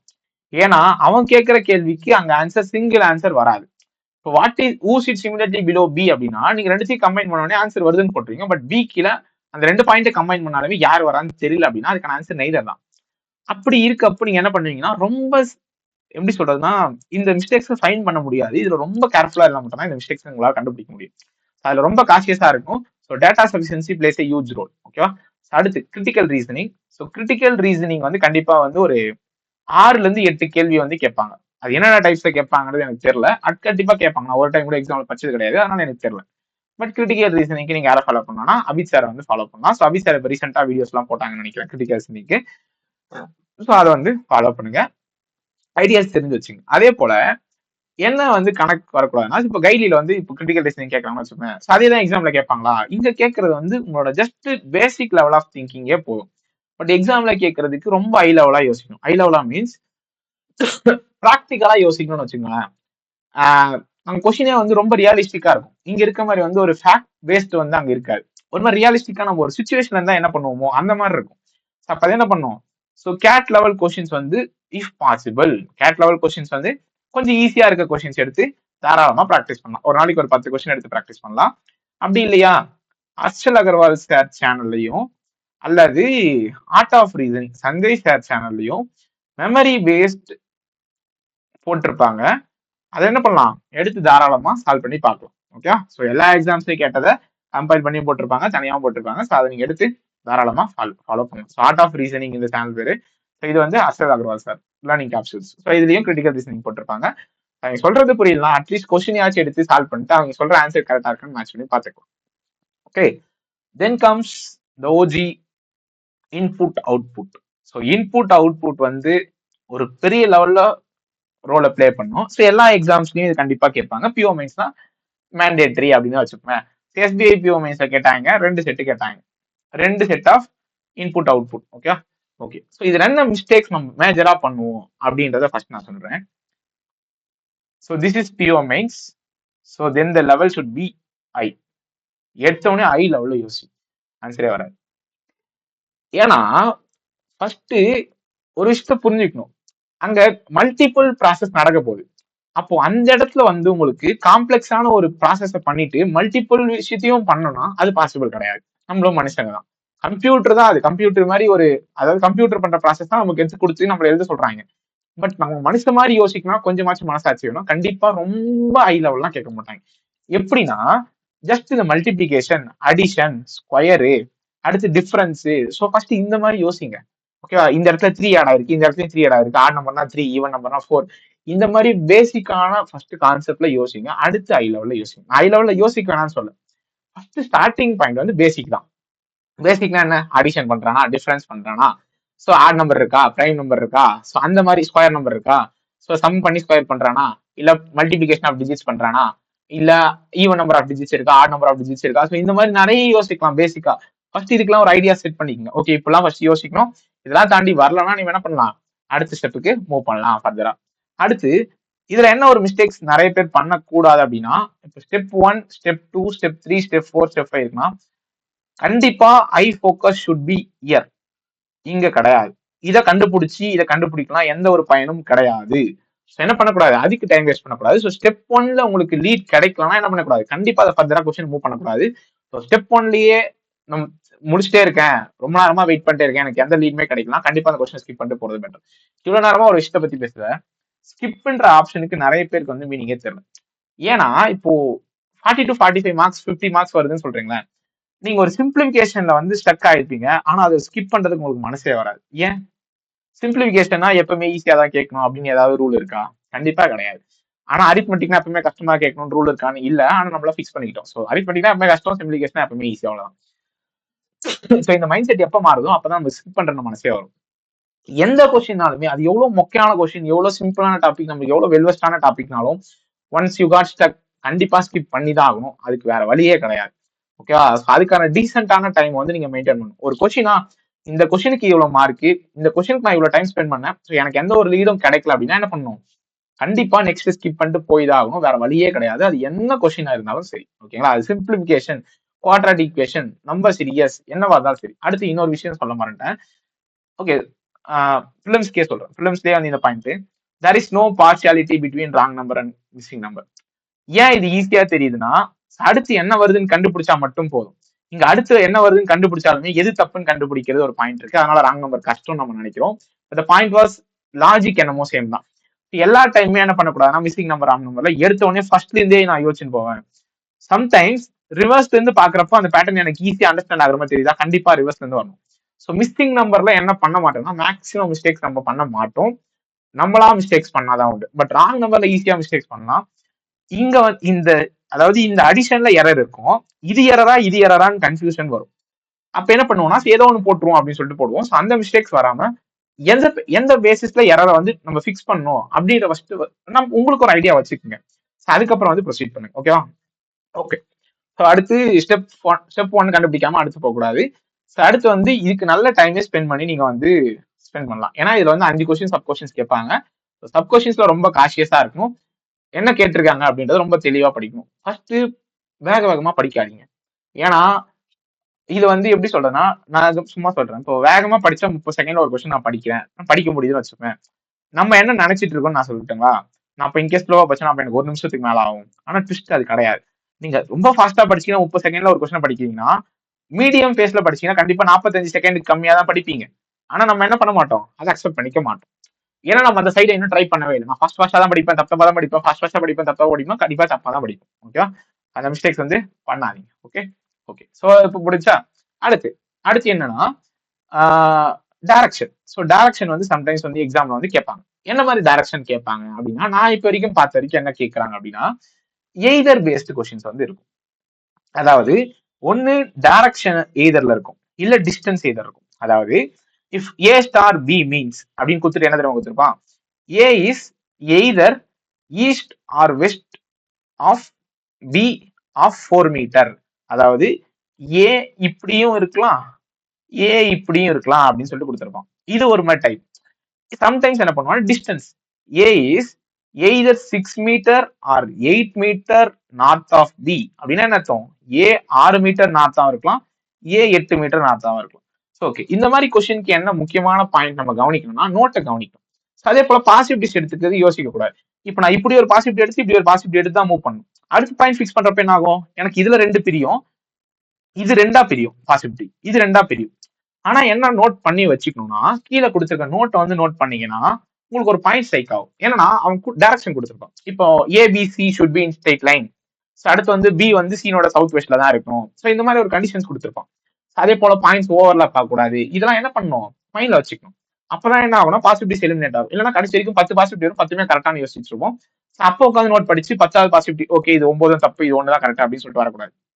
என்ன பண்ணணும்னா முடிஞ்ச அளவுக்கு அந்த பாயிண்ட் ஃபர்ஸ்டே படிச்சுட்டு நோட்டை அதுக்கப்புறம் மைண்ட் வந்து யூஸ் பண்ணோம் அப்படின்னா ஸோ ஈஸியா வந்து நம்ம பாயிண்ட்ஸ் வந்து எலிமினேட் பண்ணிட்டே வரும். இந்த 2 4ஆ பிரியறப்போ 4 டக்குன்னு 2ஆ மாறும். திரும்ப 2 வந்து நமக்கு 4ஆ பிரியும், புரியுதுங்களா உங்களுக்கு? திரும்ப அந்த 4ல எனக்கு 2 கட் ஆகும். அப்படிதான் வரணும். நம்ம அது 4 நாளா டெவலப் பண்ணிட்டே போனா அது 16 ஆயிடும். ஸோ 16 என்ன பண்ண முடியாது, எலிமினேட் பண்ண முடியாது. ஸோ டைரக்ஷன் இந்த பேசிஸ் கொஸ்டின்ஸ் வந்து நிறைய கேட்பாங்க. அடுத்து வந்து என்ன கேட்பாங்கன்னு பாத்தீங்கன்னா கம்ப்யூட்டர் ஆப்டிடியூட். கம்ப்யூட்டர் ஆப்டிடியூட்னா கம்ப்யூட்டர் கிடையாது. ஸோ இது எனக்கு எப்படி சொல்றதுன்னு தெரியல. நான் இந்த டாபிக் பேர் கம்ப்யூட்டர் ஆப்டிடியூட் தான் படிச்சேன். அதாவது இப்போ ஸ்டெப் 1ன்னு கொடுத்துருப்பாங்க. என்ன ஸ்டெப் 1னா if an even number is followed by odd number then it should be multiplied அப்படின்னு கொடுத்துருப்பான். இங்க கொடுத்துருப்பான் பாத்தீங்களா, 22 11 அப்படின்னு கொடுத்துருப்பான். இங்க 33 இருக்கும். இங்க ஒரு நம்பர் இது மாதிரி கொடுத்துருப்பான். ஸோ இதனுடைய ரிசல்ட் அவுட்புட் வந்து இங்க எக்ஸ்ன்னு கொடுத்துருப்பான். கொஸ்டின் என்ன கொடுத்துருப்பான், X is and output of first row அப்படின்னு கொடுத்துருப்பான். இதனுடைய ரிசல்ட் வருதுல, இதை எடுத்து இங்க யூஸ் பண்ணுங்க. அப்போ what is the result of row 2 அப்படின்னு கேட்டிருப்பான். ஸோ இந்த மாதிரி கொஸ்டின்ஸ் எல்லாருமே பார்த்துருப்பீங்க. ஸோ இதுல வந்து என்ன பண்ணிக்கணும், ஸோ முடிஞ்ச அளவுக்கு ரொம்ப தெளிவா எழுதிக்கணும். ஸோ நான் எப்படி பண்ணுவேன், என்னோட அப்ரோச் என்னன்னு சொல்லிட்டு கவனிச்சுக்கோங்க. So step 1 step 2 step 3 step 4 step 5 இருக்குன்னா எனக்கு புரியுற மாதிரி எழுதிப்பேன். எப்படி, ஈவன் நம்பர் ஆட் நம்பர் இன்னும் என்ன அர்த்தம், even number is followed by odd number multiply, அவ்வளவுதான். 2 நம்பரை மல்டிப்ளை பண்றேன். அடுத்து odd number is followed by prime number. Then difference of number. Difference of நம்பர்னா என்ன, இது பெருசா இருக்கலாம் இல்ல இதுவும் பெருசா இருக்கலாம், டிஃபரன்ஸ் எடு, அவ்வளவுதான். அடுத்து இப்போ வந்து prime number is followed by odd square number அப்படின்னு வச்சுப்பேன். The difference of unit digits கொடுத்துருக்கான், இங்க எழுதிப்பேன், அவ்வளவுதான். புரியுதுங்களா உங்களுக்கு? நான் திரும்ப இந்த ஒரு ஸ்டேட்மெண்ட்டையும் படிச்சு என்ன பண்ணக்கூடாது, அந்த கொஸ்டினுக்கு யோசிக்க கூடாது. ஆல்ரெடி கொஸ்டின் இருந்துச்சு. ஸோ என்ன பண்ணிடக்கூடாது, திரும்ப இன்னொரு டைம் படிக்கிறதுக்கான சுச்சுவேஷன் கொடுக்காது. ஸோ இந்த 5 பாயிண்ட் நான் எழுதிட்டேன் அப்படின்னா ஓகே பார்த்து கம்பேர் பண்ணி வைப்பேன். ஸோ இது செட் ஆகல, இது செட் ஆகல, ஓகே இது அப்ளை ஆகுது, ஸோ இது அப்ளை பண்ணிட்டு போயிடணும். ஸோ இந்த மெத்தட் வந்து அப்ளை பண்ணீங்கன்னா it will be useful. Okay, அடுத்து சம்டைம்ஸ் ரிவர்ஸ் இலாயிசம் கேட்பாங்க. சம்டைம்ஸ், எல்லா டைம்ஸும் கேட்பாங்கன்னு எனக்கு தெரியல. சம்டைம்ஸ் ரிவர்ஸ் இலாயிசம் கேட்பாங்க. ரிவர்ஸ் இலாயிசம் என்னன்னா கன்க்ளூஷன்ஸ் வந்து கொஸ்டினா இருக்கும், ஸ்டேட்மெண்ட்ஸ் வந்து ஆப்ஷன்ல இருக்கும். என்ன பண்ணிருக்கூடாதுன்னா ரொம்ப பதட்டப்பட்டு இந்த மாதிரி கொஸ்டின்ஸ் எல்லாம் மார்க் வந்து விட்டுறக்கூடாது. ஓகேங்களா? என்ன பண்ணும், பொறுமையா ஹேண்டில் பண்ணி 5 ஆப்ஷனையும் ஒழுங்கா டயக்ராம் போட்டு சால்வ் பண்ணிட்டு லக் இருந்தா 2வது ஆன்சர் வந்ததுன்னு வச்சுப்பேன், அடுத்து விட்டுறலாம். பட் என்ன பண்ணக்கூடாது, இது ஒரு கொஸ்டின் தானே, 1.5 மார்க் தானே, நான் எதுக்கு இவ்வளவு நேரம் வேஸ்ட் பண்ணுன்னு சொல்லிட்டு மெயின்ஸ்ல மட்டும் இந்த ஒரு தாட் உங்களுக்கு வந்துருச்சுன்னா நிறைய மார்க் வந்து வேஸ்டா போயிடும். வேஸ்டா போயிடும் மீன்ஸ் நிறைய மிஸ்டேக்ஸ் நடந்துடும். ஸோ என்ன பண்ணக்கூடாது, இதுக்கெல்லாம் ப்ரொஃபஷனல் பண்ணக்கூடாது. அடுத்து இங்கதான் தலைவர் வந்து மாசா கொஸ்டின் கேட்பாங்க. அவனோட ஃபுல் திறமை எக்ஸாமினோட கொஸ்டின் மொத்த டேலண்ட் எங்க காட்டுவான்னு தெரியுமா உங்களுக்கு, ஆர்டர் ரேங்கிங்ல காட்டும். ஏன்னா அந்த கொஸ்டின் வந்து அவனால செம்ம மாசா வந்து சப் கொஸ்டின் கேட்க முடியும். அப்ப என்ன பண்ணுவானா, மாசா அவங்களை வந்து ஏமாத்தணும் அப்படின்னு நினைச்சு என்ன பண்ணுவான், கொஸ்டின் எதர் ஈஸியா கேட்டு வச்சுப்பான், அதுவுமே சம்டைம்ஸ் கஷ்டமா கேட்டுப்பான். 2024 நினைக்கிறேன், 2025 தான் நினைக்கிறேன், எஸ்பிபிஓ மெயின்ஸ்ல ஒரு ஆர்டர் ரேங்கிங் கேட்டிருந்தாங்க. என்னன்னா ஏஜஸ் வந்து இருக்கும், ஆனா அது வந்து ஓல்ட் நம்பர்ஸா இருக்கும் அப்படின்னு மட்டும் சொல்லி முடிச்சிட்டான். ஆனா என்ன நம்பர்லாம் எதுவுமே சொல்லு. அடுத்து இவங்களுக்கு எல்லாருக்கும் ஏதோ ஒரு சாக்லேட் பிடிக்குமோ ஏதோ ஃப்ரூட் பிடிக்குமோன்னு சொல்லிட்டான். ஸோ இவங்க 6 பேர் இருக்காங்க. அவன் என்ன சப் கொஸ்டின் கேட்கறான், மாசா கேட்கறான். ஸோ ஏதோ நம்பர் கொடுத்து வச்சிருக்காங்க, ஏதோ நம்பர் கொடுத்து வச்சிருக்கான். ஸோ பாசிட்டிவ்ஸ் வர ஆன்சர்ஸ் வந்து நம்ம கரெக்டா போட கத்துக்கணும். ஸோ அதுக்கு ஃபர்ஸ்ட் உங்களுக்கு ஐடியா இருக்கும். அந்த மாதிரி கொஸ்டின்ஸ் எடுத்து ஃபர்ஸ்ட் ப்ராக்டிஸ் பண்ணுங்க. ஓகே, ஸோ சொல்லியிருக்கேன்னு நினைக்கிற எல்லாமே. அடுத்து பசில் சீட்டிங். ஸோ பசில் சீட்டிங்ல வந்து முடிஞ்ச அளவுக்கு 2 to 3 கொஸ்டின்ஸ் மாதிரி இருக்க செட்ஸ் ஆஃப் பசில் சீட்டிங் எடுத்து சால்வ் பண்ணீங்கன்னா சம்டைம்ஸ் ஈஸியா சால்வ் பண்ண முடியும். அடுத்து என்ன பேட்டர்ன் மோஸ்டா வரும்னு பாத்தீங்கன்னா ஃப்ளோர் ஃபிளாட் இருக்கும். என்ன மாதிரி கொஸ்டின்ஸ் கேட்பாங்கன்னு யாருக்குமே தெரியாது. ஸோ சர்க்கிள் பேஸ்ட் கண்டிப்பா ஒரு கொஸ்டின்ஸ் இருக்கும் நம்மளால நினைச்சுக்கலாம். ஸோ சர்க்கிள் இருக்குன்னா என்ன இருக்கும், சம்டைம்ஸ் ஏஜஸ் வச்சு கொடுத்துருப்பாங்க. ஐ மீன் இது இந்த ஏஜ் விட இதனோட ஏஜ் 10 அதிகம், பினோட ஏஜ் விட இவன் ஸ்கொயர் அதிகம் அப்படி இப்படின்னு சொல்லி கொடுத்துருப்பாங்க. ஸோ இந்த மாதிரி கொஸ்டின்ஸ் வந்து சம்டைம்ஸ் வரலாம். சம்டைம்ஸ் பிளட் ரிலேஷன் மிக்ஸ் பண்ணி வரலாம், பட் கன்ஃபார்மா சொல்ல முடியாது பிளட் ரிலேஷன் வரும்னு சொல்லிட்டுலாம். அடுத்து சொல்லிட்டேன்னா ஆர்டர் ரேங்கிங் சொல்லிட்டேன், அடுத்து இன்புட் அவுட்புட் சொல்லிட்டேன், அடுத்து டேட்டா சஃபிஷியன்சி, அடுத்து பர்சன் சீட்டிங். ஓகே, மெயின்ஸ்ல வந்து ஒரு இண்டிவிஜுவல் கொஸ்டினும் நமக்கு என்னன்னா இம்பார்ட்டன்ட். என்னன்னா இப்போ ஒரு ஆல்பபெட் டெஸ்ட் கேட்கறாங்களா, மீனிங்ஃபுல் வேர்ட் ஃபார்ம் பண்ணணும்னு கேட்கறாங்களா, நம்பர் டெஸ்ட் கேட்கறாங்களா, எல்லாமே கண்டிப்பா ஸ்கோரிங் பார்ட்ஸ். ஸோ என்ன கேட்டா மிஸ்லனியஸ் இந்த சென்ஸ் எக்ஸப்ட் பசில் சீட்டிங் எல்லாமே மிஸ்லனியஸ் தான். ஓகே, ஸோ என்ன பண்ணோம், ஃபர்ஸ்ட் மிஸ்லனியஸ்க்கு இம்பார்ட்டன்ஸ் கொடுத்து எதெல்லாம் அட்டன் பண்ண முடியுமோ அட்டன் பண்ணிட்டு அதுக்கப்புறமா பசில் சீட்டிங் போறது பெட்டர். ஏன் அப்படின்னா ஒரு டீசென்டான ஸ்கோர் நம்ம பேக்கப் இருக்கும். அப்ப என்ன பண்ணணும், ஒரு கான்ஃபிடன்ஸோட பசில் சீட்டிங் போடும். நிறைய டைம் வந்து பாசிட்டிவா வந்து ஆன்சர்ஸ் வரதுக்கான சான்சஸ் இருக்கு. ஸோ நான் இப்படிதான் அப்ரோச் பண்ணுவேன், அதனால வந்து சொன்னேன். ஓகே ஓகே என்ன பண்ணுவோம், 2-3 செட் ஆஃப் பசில்ஸ் வந்து கண்டிப்பா ஃபாலோ போடணும். கிரிட்டிக்கல் ரீசனிங்க்கு வீடியோஸ் பாருங்க, அடுத்து டேட்டா சஃபிஷியன்சிக்கு வந்து வீடியோஸ் பாருங்க. இன்கேஸ் உங்களுக்கு ஐடியாஸ் இல்லை, நிறைய மிஸ்டேக்ஸ் வருது அப்படின்னா ஸோ ஃபர்ஸ்ட் தெரிஞ்சுக்கங்க எப்படி அப்ரோச் பண்ணணும் அந்த மாதிரிலாம். அடுத்து occasionally take PO mains reasoning sectional. ஓகேவா, ஸோ கண்டிப்பா என்ன பண்ணும், அதுக்கு நீங்க அடாப்ட் பண்ணீங்க. புது பேட்டர்ன் வரல அது வரைக்கும் நான் வெயிட் பண்ணுவேன் அப்படிலாம் இல்லை. ஸோ டைம் இருக்கப்பே எடுத்து பழகுங்க. ஓகே, ஸோ கரெக்டா கொஸ்டின் சூஸ் பண்ணுங்க. ஒரு கொஸ்டின்ல உட்காந்து இப்போ ஒரு 5 நிமிஷம் வேஸ்ட் ஆயிடுச்சு, ஒரு பசில் எடுக்கிறேன் ஒரு 5 நிமிஷம் வேஸ்ட் ஆயிடுச்சு. இப்பயுமே எனக்கு எந்த லீடுமே கிடைக்கலன்னா நீங்க என்ன பண்ண போறாங்க, திரும்ப லீடை தேடக்கூடாது. அந்த இடத்துல என்ன மூவ் பண்ணணும், 5 நிமிஷத்தோட அந்த டைம் வேஸ்ட் பண்ணி முடிச்சுட்டு நெக்ஸ்ட் கொஸ்டினுக்கு மூவ் பண்ணணும். ஸோ இதுதான் என்ன பொறுத்த வரைக்கும் ஒரு கரெக்டான மூவ். ஸோ இதுல வந்து யாரும் தப்பு பண்ணாதீங்க. ஓகேவா, ஆக்சுவலா லாஸ்ட் இயர் ஈஸியா கேட்டாங்க, ஸோ எல்லா வருஷமும் ஈஸியா கேட்பாங்கன்னு சொல்ல முடியாது. ஸோ ரீசனிங்ல முடிஞ்ச அளவுக்கு என்ன பண்ணுங்க, நிறைய மார்க்ஸ் ஸ்கோர் பண்ண மெயின்ஸ்ல ட்ரை பண்ணுங்க. ஓகே, அதே போல உங்க சீனியரோ உங்க கூட படிக்கிறவனோ மெயின்ஸ் ரீசனிங்லாம் கஷ்டமா இருக்கும்டா இங்க இருக்க மாதிரி தான் கேட்பாங்க, ஒரு 20 மார்க் வாங்கினா போதும் அந்த மாதிரி போட்டு வா அப்படின்னு சொன்னாங்கன்னா அதெல்லாம் காலைல போட்டுக்காதீங்க. ஸோ மெயின்ஸ்ல லாஸ்ட் இயர்லாம் 40 மார்க்லாம் வாங்கினாங்க ரீசனிங்ல. ஸோ ரீசனிங்ல நல்ல மார்க் வாங்குறதுக்கு எய்ம் பண்ணுங்க. ஓகே ஓகே அடுத்து வந்து தலைவர் குவான்ஸ். ஸோ குவான்ஸ் வந்து ஒரு நல்ல ஒரு அருமையான சப்ஜெக்ட் அப்படின்னு நான் சொல்லுவேன். ஓகே, குவான்ஸ்ல வந்து என்ன வெயிட்டேஜ் கொடுக்கணும்னா ஃபர்ஸ்ட் வந்து நான் கண்ண மூடி சொல்லுவேன் கேஸ் செட். ஏன்னா எல்லாராலுமே ஒரு மாதிரி ஒரு விசித்திரமான ஒரு பிறவி மாதிரி பாக்குற ஒரு டாபிக் தான் கேஸ் செட். ஏன்னா இது எக்ஸாம் வந்தா மட்டும்தான் பிஓ மெயின்ஸ்ல போய் உட்காரப்பதான் கேட்டான்றப்பதான் நமக்கு கண்ணே தெரியும். அது வரைக்குமே கண்ணே தெரியாது. அது வரைக்கும் கேஸ்ல அட்டன் பண்ணது கிடையாது, எக்ஸாம்ல ரிவ்யூ பாக்குறது கிடையாது, அப்படி தூக்கி போட்டுறது. அது வரைக்கும் பண்ணிட்டு எக்ஸாம்ல கேட்டான் ஐயோ ஏமா கேட்டான் அப்படின்னு சொல்லிட்டு பார்த்தா ஒன்னும் வேலைக்கு ஆகாது. ஸோ ஃபர்ஸ்ட் கேஸ்லெட்னுடைய பேசிக்ஸ் தெரிஞ்சுங்க. இந்த வென் டயக்ராம் பேஸ்டு கொஸ்டின்ஸ் கேட்டாலும் சரி, நான் பார்த்த வரைக்கும் இத்தனை ஒரு 4-5 பிஓ மெயின்ஸ் எழுதிருக்கேன்னு வச்சுப்பேன். அதுல கேட்டிருக்குமே எக்ஸாமோட ஃபேவரட் பேட்டர்ன் என்னன்னா, இப்போ 3 கம்பெனி இருக்கும் ஏபிசின்னு சொல்லிட்டு, அதுல மேல் ஃபீமேல்னு சொல்லியிருப்போம், இல்ல சோல்டு அன்சோல்டுன்னு சொல்லியிருப்போம், வேற எதுவுமே அவனுக்கு கேட்க தெரியாது அப்படின்னு வச்சுக்கோங்க. இதான் எக்ஸாமோட favourite type of caselet framing. இதுல என்ன பண்ணிடுவான், நம்மள ஈஸியா முடிச்சிருவான். அவன் வந்து என்ன பண்ணிடுவான்னா சப் கொஸ்டின்ல பாத்துக்கலாம், இல்ல நோட்ல பாத்துக்கலாம், எல்லாத்துலயுமே பாத்துக்க முடியும் அவனால. அவனோட மைண்ட் செட் என்ன, ஓகே சிம்பிளா கேட்கணும், அவன் கை வைக்கணும், ஆனா போடக்கூடாது, அவ்வளவுதான். ஓகே, ஸோ இந்த மாதிரி கேட்டு போயிடுவான். ஸோ அதுக்கு என்ன பண்ணிருக்கோம்னா ஃபர்ஸ்ட் உங்களுக்கு கேஸ் ஸ்டடில எக்ஸ்போஷர் இருக்கும். ஸோ கேஸ் ஸ்டடில எக்ஸ்போஷர் இருக்குன்னா ஃபர்ஸ்ட் விஷயம் அங்க ஒரு முக்கியமான ஒருத்தன் ரோலை வந்து பிளே பண்ணுவான். அவன் யாருன்னா நம்பர் சிஸ்டம். நம்பர் சிஸ்டம்னா நம்ம யோசிக்கிறது. இப்போ எக்ஸாம்பிளுக்கு எப்படி சொல்றது, நீங்க ஒரு ஈக்குவேஷன்லாம் ஃப்ரேம் பண்ணிட்டு நீங்க யோசிப்பீங்க. இப்போ XYனோட வேல்யூ வந்து 12ன்னு வச்சுப்பேன். எப்படிலாம் யோசிக்கணும், நம்பர் சிஸ்டம் தெரிஞ்சா வச்சுப்போம். 1 12 இருக்கலாம், 2 6 இருக்கலாம், 3 4 இருக்கலாம், 4 3 இருக்கலாம், 6 2 இருக்கலாம், 12 1 இருக்கலாம். அடுத்து ஒரு விஷயத்த தெளிவா கவனிக்கணும். இப்போ சோல்டு அன்சோல்டு இருக்கப்போ அந்த இடத்துல டெசிமல் வந்துச்சுன்னா அந்த இதெல்லாம் உட்காந்து கன்சிடர் பண்ணக்கூடாது. சம்டைம்ஸ் தான் நமக்கு என்ன பண்ணி கொடுப்பாங்க, அது இன்டீஜர் மென்ஷன் பண்ணி கொடுப்பாங்க. நீங்களா புரிஞ்சுக்கணும், சோல்டு அன்சோல்டு மேல் ஃபீமேல் இதெல்லாம் என்ன வரக்கூடாது, பாயிண்ட்ல வரக்கூடாது. ஸோ அது தப்பு. ஓகேங்களா, அதை ஃபர்ஸ்ட் புரிஞ்சுங்க.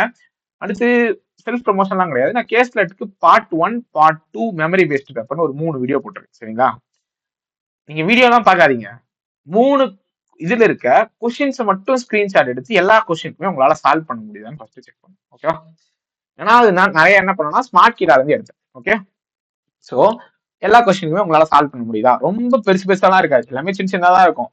அது உங்களால சால்வ் பண்ண முடியுதா, அந்த கொஸ்டின்ஸ் எல்லாமே என்னால சால்வ் பண்ண முடியாது வித்தவுட் எனி ஹெல்ப் அப்படின்னா சால்வ் பண்ண முடியுது அப்படின்னா கண்டிப்பா நீங்க என்ன பண்ணிடலாம், அசால்ட்டா எல்லா கெஸ்ட்டும் பிஓ மெயின்ஸ்ல போடலாம் அப்படின்னு நான் சொல்றேன். ஓகேங்களா, ஆனா எல்லா செட்டையும் உங்களால போட தெரியணும். ஸோ எல்லா நோட்ஸுமே தெரியும். ஓகே, ஸோ இது வந்து கேஸ்லெட் வந்து இம்பார்ட்டன்ட். நான் பெரிய பெரிய ஒரு சஜஷன் சொல்லணும் அப்படின்னா, தயவு செஞ்சு கேஸ்லெட் இப்போதுல இருந்தே ப்ராக்டிஸ் பண்ணாம எக்ஸாம்ல போய் கை வைக்கவே வைக்காதீங்க. அது நிறைய டைம் பாசிட்டிவா முடியாது. இதுதான் என்னோட கருத்து. ஓகேங்களா? ஸோ கேஸ்லெட்க்கு இம்பார்ட்டன்ஸ் கொடுங்க. நான் கெஸ் பண்றது கரெக்ட் அப்படின்னா 60 மார்க்ல மினிமம் 18ல இருந்து 20 மார்க் வரைக்கும் கண்டிப்பா கேஸ்லெட்டுக்கு வெயிட்டேஜ் கொடுத்துருப்பாங்க. இது கண்டிப்பா நடக்கும், நீங்க பாப்பீங்க. ஓகேவா? ஓகே, ஸோ அட்லீஸ்ட் 3 செட்னால என்னது 3 3 9 கொஸ்டின், ஸோ 10 கொஸ்டின் வச்சுப்பேன். அப்போ 1.5 மார்க்ஸ் வச்சுப்போம், 15 mark. Okay, so minimum 15 mark கண்டிப்பா கேட்பாங்க. ஸோ கேஸ்லெட்டுக்கு இம்பார்ட்டன்ஸ் கொடுத்து படிங்க. ஸோ வீடியோ சஜஷன் வந்து நான் என்ன சொன்னேன், அதை தாண்டி உங்களுக்கு பார்க்கணும் அப்படின்னா ஹர்ஷல் அகர்வால் சாரோட வந்து கேஸ்லெட் செட்ஸ் வந்திருக்கும். தலைவா யாரும் டைரக்டா போய் கேஸ்லெட் செட் பை ஹர்ஷல் அகர்வால்னு போடக்கூடாது. அவர் பிலிம்ஸ் லெவல் கேஸ்லெட் தான் ஒரு மேரத்தான் மாதிரி கொடுத்துருவார். அவர் போட்டிருக்க டிஐ வீடியோஸ்ல இருக்க கேஸ்லெட்ஸ் எடுத்து பார்க்கணும், இல்ல மெமரி பேஸ்டு பேப்பர்ல இருக்க கேஸ்லெட் எடுத்து பார்க்கணும். எக்ஸ்பெக்டட் கொஸ்டின்ஸ் சொல்லியிருப்பாரு, அதுல கேஸ்லெட் கொஸ்டின்ஸ் இருக்கா எடுத்து பார்க்கணும். என்ன பண்ண மாட்டாங்க, நமக்கு யாருமே டார்க்கா ஸ்பூன் ஃபீட் பண்ணவே மாட்டாங்க. அவ்வளோ ஹை லெவல் கொஸ்டின்ஸுமே ஒரே லெவலில் உங்களுக்கு அவைலபிளா கிடைக்காது. ஸோ தயவு செஞ்சு அந்த கான்செப்ட் உள்ள போகாதீங்க. நம்ம தான் தேடி படிக்கணும். ஸோ தேடல் ஏதோ பார்க்கலாம் அது தெரியல. ஸோ ஓகே, இது வந்து கண்டிப்பா பண்ணணும். ஸோ கேஸ்லெட் கொஸ்டின் இம்பார்ட்டன்ஸ் கொடுங்க. அகைன் ஏன் சொல்றேன்னா, எஸ்பிபிஓ மெயின்ஸ் எழுதுறவங்களே இருப்பீங்க, ஐபிஎஸ்பிஓ மெயின்ஸ் எழுதுவீங்க. தயவு செஞ்சு கேஸ்லெட் இம்பார்ட்டன்ஸ் கொடுத்தீங்கன்னா நிறைய மார்க் வாங்குவீங்க. அவ்வளவுதான் கருத்து. முடிஞ்சா? ஸோ கேஸ்லெட்ல ஃபர்ஸ்ட் வெண்டகிராம் கான்செப்ட் தெரிஞ்சிருக்கும். அடுத்து இந்த காலம் டேபிள் காலம் சொன்னல அந்த pattern. So number system first கண்டிப்பா எல்லாருமே படிக்கணும். பிரைம் நம்பர்னா என்ன, பர்ஃபெக்ட் நம்பர்னா என்ன, அடுத்து எல்லா லாஜிக்ஸுமே தெரிஞ்சிருக்கணும். அண்ட் நான் இப்போ மென்ஷன் பண்றதா ஒரு மாதிரி வித்தியாசமா தெரியும், பட் தெரிஞ்சுக்கங்க. கோஷன்ட் ரிமைண்டர் தியரம் இது கண்டிப்பா தெரிஞ்சிருக்கும். Unit digit concept 284 power 987. Unit digit is X அப்படின்னு சொல்லிட்டு போயிடுவோம், அவ்வளவுதான். இப்போ எக்ஸோட வேல்யூ கண்டுபிடிக்காம நம்ம என்ன பண்றது? ஸோ யூனிட் டிஜிட் கண்டிப்பா கண்டுபிடிக்க தெரியணும். ஸோ இது மஸ்ட். கோஷன்ட் ரிமைண்டர் தியரமும் யூனிட் டிஜிட் கான்செப்டும் மஸ்ட். அடுத்து இதை வச்சு நான் நிறைய டைம் ரீசெண்ட் எக்ஸாம்ஸ்ல டெஸ்ட் பண்ணி நான் நிறைய கொஸ்டின்ஸ் பார்த்தேன். அது என்ன டைப்னா numerator denominator. There is an fraction அப்படின்னு சொல்லிட்டு போயிடுவோம். தேர் இஸ் அ ஃபிராக்ஷனா என்ன, கண்ணை மூடிட்டு இப்படிதான் எடுக்கும், X by X X by X எல்லாம் எடுக்கக்கூடாது. ஏன்னா என்னது, மேல இருக்க நம்பரும் எனக்கு தெரியாது, கீழே இருக்க நம்பரும் தெரியாது. அவன் என்ன பண்ணுவான்னா அடுத்து இதுல ஆப்ரேஷன்ஸ் பண்ணுவான். ஆப்ரேஷனா அந்த ஆப்ரேஷன் இல்ல, இதை மல்டிப்ளை பண்ணுங்க, மேல இருக்க யூனிட் டிஜிட் வந்து சாரி மேல இருக்க நம்பரை வந்து 25% குறைங்க அப்படின்னு என்ன வரும், 0.75x வரும். கீழே இருக்க நம்பரை 40% இன்க்ரீஸ் பண்ணுங்க அண்ட் ஆட் 16/20. அடுத்து வந்து இதை வந்து இதுல வந்து 1/8 மைனஸ் பண்ணுங்க. அப்போ என்ன கிடைக்கும்னா இந்த ஃபிராக்ஷனுடைய இந்த மாதிரி கிடைக்கும். அப்படி இப்படி என்னமோ பண்ணுவான். லாஸ்டா எக்ஸுக்கும் ஒய்க்கும் ஆன்சர் வரும். அதை வந்து அவன் கொஸ்டினா கேட்பான். ஸோ கண்டிப்பா என்ன தெரியணும், நியூமரேட்டர் டினாமினேட்டர் கான்செப்ட் தெரியணும், கோஷன் ரிமைண்டர் தியரம் தெரியணும், யூனிட் டிஜிட் கான்செப்ட் தெரியணும். ஸோ இதெல்லாம் மஸ்ட். ஓகே, அடுத்து நம்பர் சீரியஸ் பேஸ் பண்ணி கொஸ்டின்ஸ் வந்து வருதுன்னு வச்சுக்கோங்க. ஸோ எனக்கு கரெக்டான ஞாபகம் இல்லை, 2024 மெயின்ஸ் மெமரி பேஸ் பேப்பர் எடுத்தீங்கன்னா எக்ஸ் ஒய்ன்ற வேரியபிள் இன்க்ளூட் பண்ணி வரும். ஓகேவா? ஸோ எக்ஸ் ஒய் 2 வேரியபிள் வரும். ஸோ அதில் ஒரு 3 சீரியஸ் இருக்கும்னு நினைக்கிறேன். So X Y Z 3 variable இருக்கும். கீழே நோட் கொடுத்துருப்பாங்க. ஸோ நோட் வந்து கொடுத்துருப்பாங்க. ஸோ நோட்டும் அங்கே அப்படியா. நான் ஃபர்ஸ்ட் சொல்ற விஷயத்த புரிஞ்சுங்க. வெறும் நம்பர் சீரியஸ் வந்து பிளாங்கா கொடுக்கறது வந்து பிஓ மெயின்ஸ் வந்து கொடுக்க மாட்டாங்க. நிறைய டைம் கொடுக்க மாட்டாங்க, சம்டைம்ஸ் கொடுக்குறாங்கன்னு வச்சுப்பேன். பட் இன்கேஸ் வேரியபிள்ஸ் இன்க்ளூட் பண்றாங்க, அதுவும் நிறைய மல்டிபிள் வேரியபிள்ஸ் இருக்குன்னா நம்ம என்ன பண்ணோம்னா நோட்டை ரொம்ப தெளிவா படிக்கும். ஏன்னா அந்த பேட்டர்ன் வாஸ் சிம்பிள். ஸோ இந்த பேட்டர்ன் கண்டிப்பா சிம்பிளா தான் இருக்கும். ஏன் அப்படின்னா இது உங்களுக்கு புரியலன்னா இதுவே புரியாதுல்ல. அவன் இங்க மட்டும் ட்விஸ்ட் வச்சு என்ன பண்ணிருப்பான், இங்க ஈஸியா லிபரலா விட்டுருப்பான். ஜஸ்ட் அடிஷன், சப்ட்ராக்ஷன், டிஃபரன்ஸ் அந்த மாதிரி வச்சிருப்பான். இல்ல ஸ்கொயர் ஆட் பண்ணுங்க, கியூப் ஆட் பண்ணுங்க அந்த மாதிரி. ஸோ என்ன பண்ணிக்க கூடாதுன்னா மேல இருக்கிறத ஸ்ட்ரெஸ் பண்ணாம ஃபர்ஸ்ட் கீழே இருக்கிறத புரிஞ்சுக்க ட்ரை பண்ணும். ஸோ நம்பர் சீரியஸ் இந்த மாதிரி பேட்டர்ல கேட்கறப்போ கண்டிப்பா தெரிஞ்சிருக்கணும். இதெல்லாம் தெரிஞ்சுக்கணும். நான் ப்ராக்டிஸ் பண்றது எப்படின்னு நெக்ஸ்ட் சொல்றேன். ஃபர்ஸ்ட் என்னெல்லாம் கேட்பாங்க அப்படின்றத நான் சொல்லுவேன். ஓகே, ஸோ நம்பர் சீரியஸ் வந்து இந்த மாதிரி கொஸ்டின்ஸ். அடுத்து நம்பர் சிஸ்டம்ல இந்த மாதிரி கொஸ்டின்ஸ் வந்து ரீசெண்டா எஸ்பிஐ பிஓ மெயின்ஸ்ல நிறைய கொஸ்டின் கேட்கறாங்க. There is a 5 set of consecutive even numbers. இல்ல, there is a 5 there is a set of 5 even numbers. So இந்த மாதிரி கொடுக்குறது. ஸோ ஒரு 5 செட் இருக்கு, அந்த 5 நம்பர் என்னன்னு கண்டுபிடிங்க, 2வது நம்பர்ல இருந்து இன்னொரு செட்னுடைய 3வது நம்பருக்கு டிஃபரன்ஸ் என்னன்னு கண்டுபிடிங்க. ஸோ இந்த மாதிரிலாம் கொடுத்து கேட்கறது உண்டு. So SBI PO mains memory based paper நீங்க எடுத்து பாத்தீங்கன்னா நல்ல ஒரு ஐடியா கிடைக்கும். ஸோ இந்த மாதிரி pattern of questions important. Okay, கண்டிப்பா எல்லாரும் தெரிஞ்சுக்கணும். ஸோ கேஸ்லெட் சொல்லியிருக்கேன், நம்பர் சிஸ்டம் சொல்லியிருக்கேன். அடுத்து வந்து mains level quadratic equation. So mains level quadratic ஈக்குவேஷன்னா சம்டைம்ஸ் தான் என்ன பண்ணுவாங்கன்னா கியூபிக் ஈக்குவேஷன் எக்ஸாம்ல இன்க்ளூட் பண்ணுவாங்க. நீங்க கியூபிக் ஈக்குவேஷன் கத்துக்கணும்னு நினைக்கிறது உங்களோட விருப்பம்.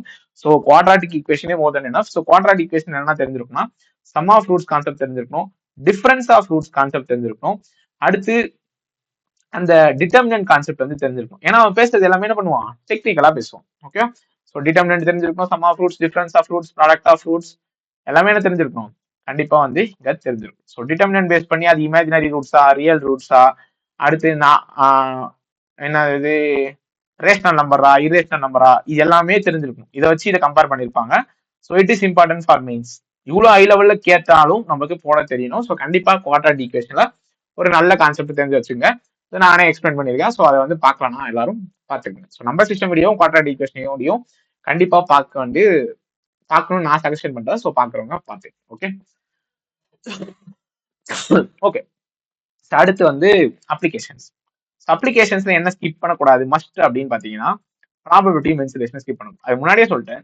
தயவு செஞ்சு இது இப்ப தெரியனாலுமே எப்பயாச்சும் கத்துக்குங்க. ஓகே, இப்ப கத்துட்டு நீங்க மெயின்ஸ்ல போய் என்ன பண்ணலாம், கண்டிப்பா கொஸ்டின் போடலாம்.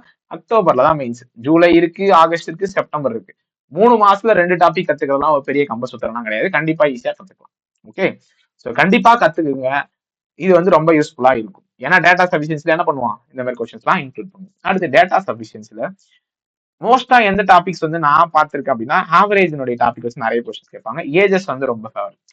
ஏன்னா இது ரெண்டுத்துல ஈஸியா ஏமாத்த முடியும். ஏமாத்த முடியும்னா ஆன்சரே வராம ஆன்சர் வர வைக்கிற மாதிரி ஒரு இமேஜினேஷன் வந்து உங்களுக்கு வந்து காட்ட முடியும்.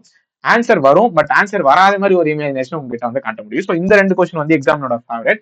ஸோ முடிஞ்ச அளவுக்கு இதுல வந்து நிறைய கொஸ்டின்ஸ் வந்து ப்ராக்டிஸ் பண்ணுங்க. சம்டைம்ஸ் இவர் வந்து இங்க வருவார். மென்சுரேஷன் வச்சு கொஸ்டின் கேட்டிருப்பாங்க. ஸோ மென்சுரேஷனுக்கு ஃபார்முலா படிக்கிறதா ஒரு கஷ்டம் நினைச்சு படிக்காம இருக்காதீங்க. தயவு செஞ்சு ஃபார்முலாவை பண்ணிங்க. ஓகேவா? ஓகே, அடுத்து டேட்டா சஃபிஷியன்சி சொல்லிட்டேன்னா, அடுத்து என்ன, அப்ளிகேஷன்ஸ். அப்ளிகேஷன்ஸ்ல வேரியபிள்ஸ் இருக்கதான் செய்யும், ஆப்ஷனும் வேரியபிளா தான் இருக்கும். ஸோ இதுல எதுவும் சந்தேகம்லாம் இல்லை. அதுக்காக நான் விட்டு போயிருதா எல்லாம் கிடையாது. ஃபர்ஸ்ட் வேரியபிள்னா அது ஃபர்ஸ்ட் ஒதுக்காதீங்க. ஓகேவா? ஃபர்ஸ்ட் உங்களோட பேசிக் கான்செப்ட் அங்க எக்ஸ்பிரஸ் பண்ணுங்க. அதுக்கப்புறமும் அதை போட முடியலன்னா அது ஓகே, அதுக்கப்புறம் ரிவ்யூ பார்த்துக்கலாம். எடுத்த உடனே நீங்க அப்படியே ஸ்கேன் பண்றீங்க question. Okay, X Y Z 3 variable skip பண்றதா பெட்டர் அப்படின்னு சொல்லிட்டு ஸ்கிப் பண்ணிருக்கீங்க, அவ்வளவுதான்.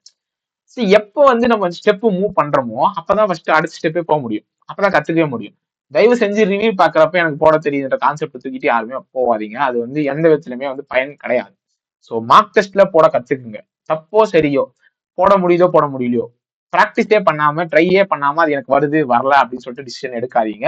ஸோ அது வந்து தப்பு. ஓகேவா? ஸோ அப்ளிகேஷன் சம்ஸ்ல எனக்கு தெரிஞ்சு இம்பார்ட்டன்ட் டாபிக்ஸ் அப்படின்னு நான் எதெல்லாம் பாக்குறேன்னா, ப்ராஃபிட் லாஸ், எஸ்ஐசிஐ, அடுத்து மென்சுரேஷன், அடுத்து ப்ராபபிலிட்டி. என்ன மற்ற டாபிக் தான் சொல்லவே இல்லை. இந்த பார்ட்னர்ஷிப் அதெல்லாம் எங்க வரும்? சம்டைம்ஸ் கேட்பாங்க, சம்டைம்ஸ் கேட்க மாட்டாங்க. அது வந்து எனக்கு தெரியல. ஸோ மென்சுரேஷன், ப்ராபபிலிட்டி, அடுத்து டைம் அண்ட் ஒர்க் தலைவன் வச்சு கேட்பாங்க, அல்லது பைப்ஸ் அண்ட் சிஸ்டம்ஸ். ஸோ இது வந்து மோஸ்ட் இம்பார்ட்டன்ட் டாபிக்ஸ்ன்னு சொல்லிட்டு நான் சொல்றேன். ஏன்னா இதுலயும் டிஐ கேட்கலாம், இதுலயும் டிஐ கேட்கலாம். ஸோ அப்போ வந்து இது இம்பார்ட்டன்ட் டாபிக். அப்போ ட்ரெயின்ஸ் போர்ட்ஸ் எல்லாம் கேட்க மாட்டாங்களா? எஸ், சம்டைம்ஸ் கேட்பாங்க, சம்டைம்ஸ் கேட்க மாட்டாங்க. ஏன் கேட்கலன்னு அவங்க கிட்ட கேட்கவும் முடியாது, ஏன் கேட்டீங்கன்னு கேட்க முடியாது, ஏன் இந்த டாபிக் கேட்கலன்னு யார்ட்டையும் கேட்க முடியாது தானே. ஓகே, ஸோ இதெல்லாம் தெரிஞ்சுக்கணும். ஸோ மஸ்ட் வந்து நம்பர் சிஸ்டம் தெரியாம மெயின் ஸ்கூல்ல யாரும் கால் எடுத்து வைக்காதீங்க. ஸோ அது வந்து பாதாள குழி மாதிரி உள்ள போயிடும். ஓகேவா? ஸோ நம்பர் சிஸ்டம் ஃபர்ஸ்ட் நல்லா தெரிஞ்சுக்க. எந்த அளவுக்கு யோசிக்க முடியுமோ அந்த அளவுக்கு பாசிபிளா யோசிக்க. ஸோ கேஸ் ஸ்டார்ட்டுக்கு இம்பார்ட்டன்ஸ் கொடுங்க. DI first memory based questions தான் பாருங்க. ஃபர்ஸ்ட் மெமரி பேஸ்ட் கொஸ்டின்ஸ் தான் எதுக்கு பார்க்க சொல்றேன்னா, எக்ஸாம்ல கேட்க போறது கிடையாது. நமக்கு டிஎன்பிஎஸ்சி மாதிரி இந்த கொஸ்டின் ரிப்பீட் ஆக போறது கிடையாது. பட் பேட்டர்ன் ஃபர்ஸ்ட் எப்படி டேட்டா டீகோட் பண்ணும், எங்கெங்கெல்லாம் லிங்க் வைக்கிறாங்க. இப்போ என்ன இருக்குன்னா, ஒரு பை சார்ட் இருக்கும், ஒரு பார் கிராஃப் இருக்கும், ஒரு டேபிள் இருக்கும். இப்போ இது 3த்தையும் லிங்க் பண்ணி நம்ம ஒரு டேட்டா கண்டுபிடிக்கணும். எப்படி கண்டுபிடிக்கிறது? அப்ப என்ன பண்ணிடுவோம்னா, குழப்பிப்போம். ஃபர்ஸ்ட் எதை எதோட லிங்க் பண்ணணும், எந்த டேட்டாவை எப்படி எழுதணும். பிஓ மெயின்ஸ்னாலும் சரி, பிஓ பிலிம்ஸ்னாலும் சரி, கிளர்க் பிலிம்ஸ்னாலும் சரி, டேட்டாவை எடுத்து எழுதுறது தான் ஃபர்ஸ்ட் நல்ல ஹேபிட். ஸோ முடிஞ்ச அளவுக்கு உங்களோட ப்ரெசன்டேஷன் நீட்டா இருக்கும். அதாவது ஸ்டெப்ஸ் நிறைய போறது ப்ரெசன்டேஷன் கிடையாது. அந்த எழுதுற டேட்டா நமக்கு புரியுற மாதிரி இருக்கும். ஓகேவா? அப்ளிகேஷன்ஸ்ல இந்த டாபிக்ஸ் எல்லாம் கொஞ்சம் இம்பார்ட்டன்ஸ் கொடுத்து படிங்க. ஸோ இதெல்லாம் கண்டிப்பா கேட்க சான்சஸ் நிறைய இருக்கு. ஓகே ஓகே, அடுத்து ஸோ டிஐக்கு மெமரி பேஸ்ட் வீடியோஸ் பாருங்க. ஸோ அச்சல் அகர்வால் சாரோட பிரம்மாஸ்திரா அப்படின்னு சொல்லிட்டு ஒரு டிஐ பிளேலிஸ்ட் இருக்கும் யூடியூப்ல. ஸோ என்ன பண்ணுங்கன்னா, கண்ணை மூடிட்டு பார்க்கலாம். ஸோ நைட் தூங்குறப்ப பார்க்கலாம், எப்போ வேணாலும் பார்க்கலாம். டிஐ வீடியோஸ் நிறைய பாருங்க. அப்பதான் ஐடியாஸ் கிடைக்கும். எந்த மாதிரிலாம் டேட்டாவை டீகோட் பண்ணணும், எந்த மாதிரிலாம் நோட்ஸ் கொடுப்பாங்க, எந்த மாதிரிலாம் கொஸ்டின் கேட்பாங்க அப்படின்னு சொல்லிட்டு. So first memory based paper first எல்லாருமே என்ன தெரியுமா பண்ணுங்க, 2023ல ஸ்டார்ட் பண்ணி 24, 25 வரைக்கும் எஸ்பிஐ பிஓ மெயின்ஸும் ஐபிபிஎஸ் பிஓ மெயின்ஸும் பேப்பர் மெமரி பேஸ்ட் பேப்பர் பாருங்க. சரியா? அதுக்கப்புறம் ஒரு கன்க்ளூஷனுக்கு வாங்க. ஓகே, இந்த மாதிரிலாம் கேட்கறாங்க, இந்த டாபிக்லாம் இவ்வளவு இம்பார்ட்டன்ஸ் அப்படின்னு சொல்லிட்டு இங்க ஒருத்தனை தலைவனை மறந்துட்டேன், மிக்சர் அண்ட் அலிகேஷன். தலைவனை வச்சு விளையாடுவாங்க. ஸோ அவனும் உள்ள வருவான். Okay okay. So first memory based paper. அதுக்கப்புறம் ஸோ கண்டிப்பா என்ன பண்ணணும்னா டெய்லி வீடியோஸ் பார்க்கணும். மெயின்ஸ்க்கு வீடியோஸ் பார்க்காம நிறைய எக்ஸ்போஷர் ஃபர்ஸ்ட் கிடைக்காது. ஃபர்ஸ்ட் அந்த விஷயத்தை புரிஞ்சுங்க. வெறும் புக்ல, அதாவது ஏதோ பயம் சொல்லுவாங்க, ஏட்டு சொர கை கூட்டு போதாதுன்ற மாதிரி வெறும் புக்ல இருக்கிறது மார்க் டெஸ்ட் இருக்கிறது மட்டுமே போதும், நான் அப்படி பெரிய ஆயிடுவேன் அப்படின்ற மாதிரிலாம் இல்லை. ஃபர்ஸ்ட் அதை தாண்டி இன்னும் நிறைய விஷயம் இருக்குன்றது ஃபர்ஸ்ட் புரிஞ்சுக்குங்க. ஸோ வீடியோஸ் நிறைய பாருங்க, நிறைய ப்ராக்டிஸ் பண்ணுங்க, நிறைய கேசஸ் எடுத்து சால்வ் பண்ணுங்க. ஸோ இதெல்லாம் பண்ணுங்க. Okay okay. அடுத்து வந்து என்ன சொல்ல வந்தேன், ஸோ இது வந்து குவான்ஸ்க்கு. ஸோ ரீசனிங்க்கு சொல்லியாச்சு. ஸோ அடுத்து வந்து ஸ்கோர் பூஸ்டர்ஸ் கேட்டாலும் கேட்கலாம், அதை எக்ஸ்பெக்ட் பண்ணக்கூடாது. டேட்டா சப்ஸ்டன்ஸ் சொல்லிட்டேன்.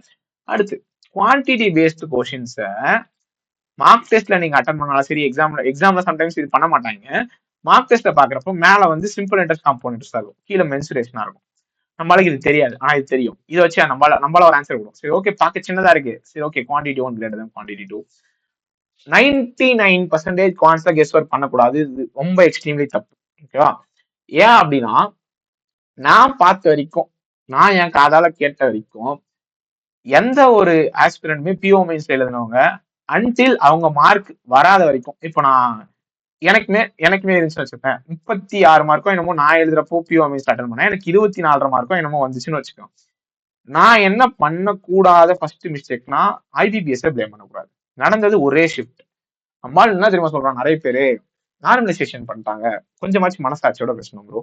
ஃபர்ஸ்ட் நம்ம வந்து எல்லா இடத்துலயுமே நம்மள பிளேம் பண்ணிக்க கூடாதான், நான் அக்செப்ட் பண்ணிக்கிறேன். ஆனா ஒரு இடத்துல நம்ம பிளேம் பண்ணிக்கிட்டாதான் நம்ம இம்ப்ரூவ் ஆகும்னு இருக்குல்ல, அந்த இடத்துல நீங்க கண்டிப்பா பண்ணிதான் ஆகும். ஏன் நான் மிஸ்டேக் பண்ணிருக்க கூடாது, நம்ம ஃபர்ஸ்ட் எப்ப யோசிக்கிறோமோ அப்பதான் மிஸ்டேக்ஸ் குறைப்போம். எப்ப தூக்கி அவன் மேல பழிய போடுறோமோ அப்பயே நம்ம இருக்க மாதிரியா தான் இருக்கும். ஓகேவா? எல்லாருமே நடந்தது. லாஸ்ட் இயர்லாம் ஒரு ஷிஃப்ட் தான் ஐபிஎஸ்பிஓ நடந்துச்சு. ஆனா என்ன சொல்றாங்கன்னா நார்மலைசேஷன் நடந்துச்சு, எப்படி மார்க் தப்பு போட்டாங்கன்னே தெரியல. நான் சொல்றேன் ரொம்ப ஈஸியா கான்செப்ட் மிஸ்டேக் நடக்கும். ஏன்னா சப் கொஸ்டின்ஸ் வந்து ரொம்ப அதுக்குதான் ட்ரிக்கியா கேட்கறது. அதே போல நியூ பேட்டர்ன் கொஸ்டின்ஸ் கேட்டாங்க. நியூ பேட்டர்ன் கொஸ்டின்ஸ்னா ஆக்சுவலா நீங்க ஒரு விஷயத்தை புரிஞ்சு லாஸ்ட் இயரே பார்த்திருப்பீங்க. இப்படி ஒரு பை சார்ட் இருந்துச்சு, இங்க ஒரு டிகிரி இருக்கும், இப்படி கொடுத்துட்டு இங்க ஒரு டிகிரி கொடுத்துருப்பாங்க. கரெக்டா? நம்மளால என்ன சொன்னாங்கன்னா பாதி பேர் இதோ புது வேற்று கிரகத்துல இருந்து ஒரு கொஸ்டின் கேட்டாங்க. ஆக்சுவலா இந்த கொஸ்டின்லாம் ஆல்ரெடி 2024லயே அஸ்லகர் சார் போட்டாரு. இந்த மாதிரி பேட்டர்ன் கொஸ்டின்ஸ் தான். ஃபர்ஸ்ட் எக்ஸ்போஷர் வளர்த்துக்குங்க. அதுக்கப்புறம் தான் வந்து நம்ம வந்து இதான் அப்படின்னு சொல்லிட்டு கன்க்ளூஷன் வர முடியும். Okay okay. ஸோ இதான் வந்து குவான்ஸ். ஸோ டெய்லி என்ன பண்ணணும்னா கண்டிப்பா மெயின்ஸ் லெவல் வீடியோஸ் பார்க்கணும். அது டிஐனாலும் சரி, அப்ளிகேஷன்ஸ்னாலும் சரி. கண்டிப்பா என்னோட சஜஷன் அக்சலர் சார்ட்ட பாக்குறது. அடுத்து கேஸ்லெட்ஸ் வந்து நீங்க உங்ககிட்ட உங்க ஃப்ரெண்டு கிட்ட ஸ்மார்ட் கிடா இருந்துச்சுன்னா ஸ்மார்ட் கிடா வாங்கி கேஸ்லெட்ஸ் கொஸ்டின்ஸ் மட்டும் எடுத்துக்கிட்டு ப்ராக்டிஸ் பண்ணுங்க. So DI and logical based questions என்னோட சஜஷன் கைட்லி எஸ் கொஞ்சம் எக்ஸ்ட்ரீம் சைடு தான் இருக்கும். Greater then exam, still it's worth. கண்டிப்பா உங்களோட நாலேஜ், உங்களோட திங்கிங் எபிலிட்டி கண்டிப்பா டெவலப் ஆகும். ஸோ கண்டிப்பா வீடியோஸ் பாருங்க, நிறைய விஷயத்தை கத்துக்குங்க. ஸோ இதான் குவான்ஸ்க்கு என்னோட ஸ்ட்ராட்டஜி. என்னடா சொல்ல, எதுவுமே ஸ்ட்ராட்டஜியே சொல்லவே இல்லை. ஃபர்ஸ்ட் இதெல்லாம் கேட்பாங்க, இதெல்லாம் மிஸ்டேக்ஸ் பண்ணாதீங்க, இதெல்லாம் கத்துக்கங்கன்னு சொல்றேன். ஸோ டெய்லி என்ன பண்ணணும், வீடியோஸ் பார்க்கணும். அட்லீஸ்ட் ஒரு செக்ஷனல் ஆச்சு ஒரு நாளைக்கு எடுத்து ரிவ்யூ பாருங்க. ஏன்னா ஒரு செக்ஷனல்ல இனிஷியல் ஸ்டேஜ்ல ஒரு செக்ஷன் எடுத்தாலே அது 30 கொஸ்டின் இருக்குன்னா 30 விதமா இருக்கும், 40 கொஸ்டின் இருக்குன்னா 40 விதமா இருக்கும். அது புரிஞ்சுக்கவே ஒரு நாள் தான் ஆகும். அப்ப என்ன பண்ணுங்க, இனிஷியல் ஸ்டேஜ்ல எடுத்து ஒரு செக்ஷனல் ஒரு நாளைக்கு ஒன்னாலும் இல்ல 2 நாளைக்கு ஒன்னாச்சும் கண்டிப்பா எடுங்க. இப்பத்துல இருந்தே எடுங்க. ஸோ பிலிம்ஸ் நீங்க நல்லா பெர்ஃபார்ம் பண்றீங்கன்ற கேட்டகரி நான் எக்ஸப்ஷன் வச்சுதான் மெயின்ஸ்க்கு படிக்க சொன்னேன். ஓகே. ஸோ இது வரைக்கும் புரிஞ்சிருக்கும். ஸோ கான்செப்ட் புரிஞ்சா. ஸோ மெயின்ஸ்க்கு வந்து ரீசனிங்க்கும் அங்கே செக்ஷனல் போட சொன்னேன், இங்கேயும் போட சொன்னேன். ஸோ ஒரு ஸ்டேஜ் வந்ததுக்கு அப்புறம் உங்களுக்கு பிலிம்ஸ் கிட்ட வந்துச்சு, நான் குவான்ட் செக்ஷனும் நிறைய ரீசனிங் செக்ஷனும் நிறைய ப்ராக்டிஸ் பண்ணா தாராளமா ஃபுல் லென்த் மெயின்ஸ் மார்க் கூட எடுக்கலாம். So 1 days 2 days once 3 days once கூட தாராளமா எடுக்கலாம்.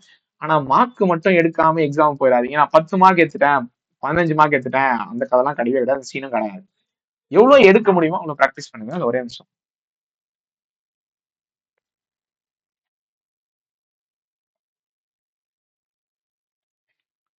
ஓகே. என்ன சொல்லிட்டு இருந்தேன், ஒரு செக்ஷன் எடுத்து ரிவ்யூ பாருங்க. So new pattern of questions வந்து தெரிஞ்சுக்கணும். ஓகேவா?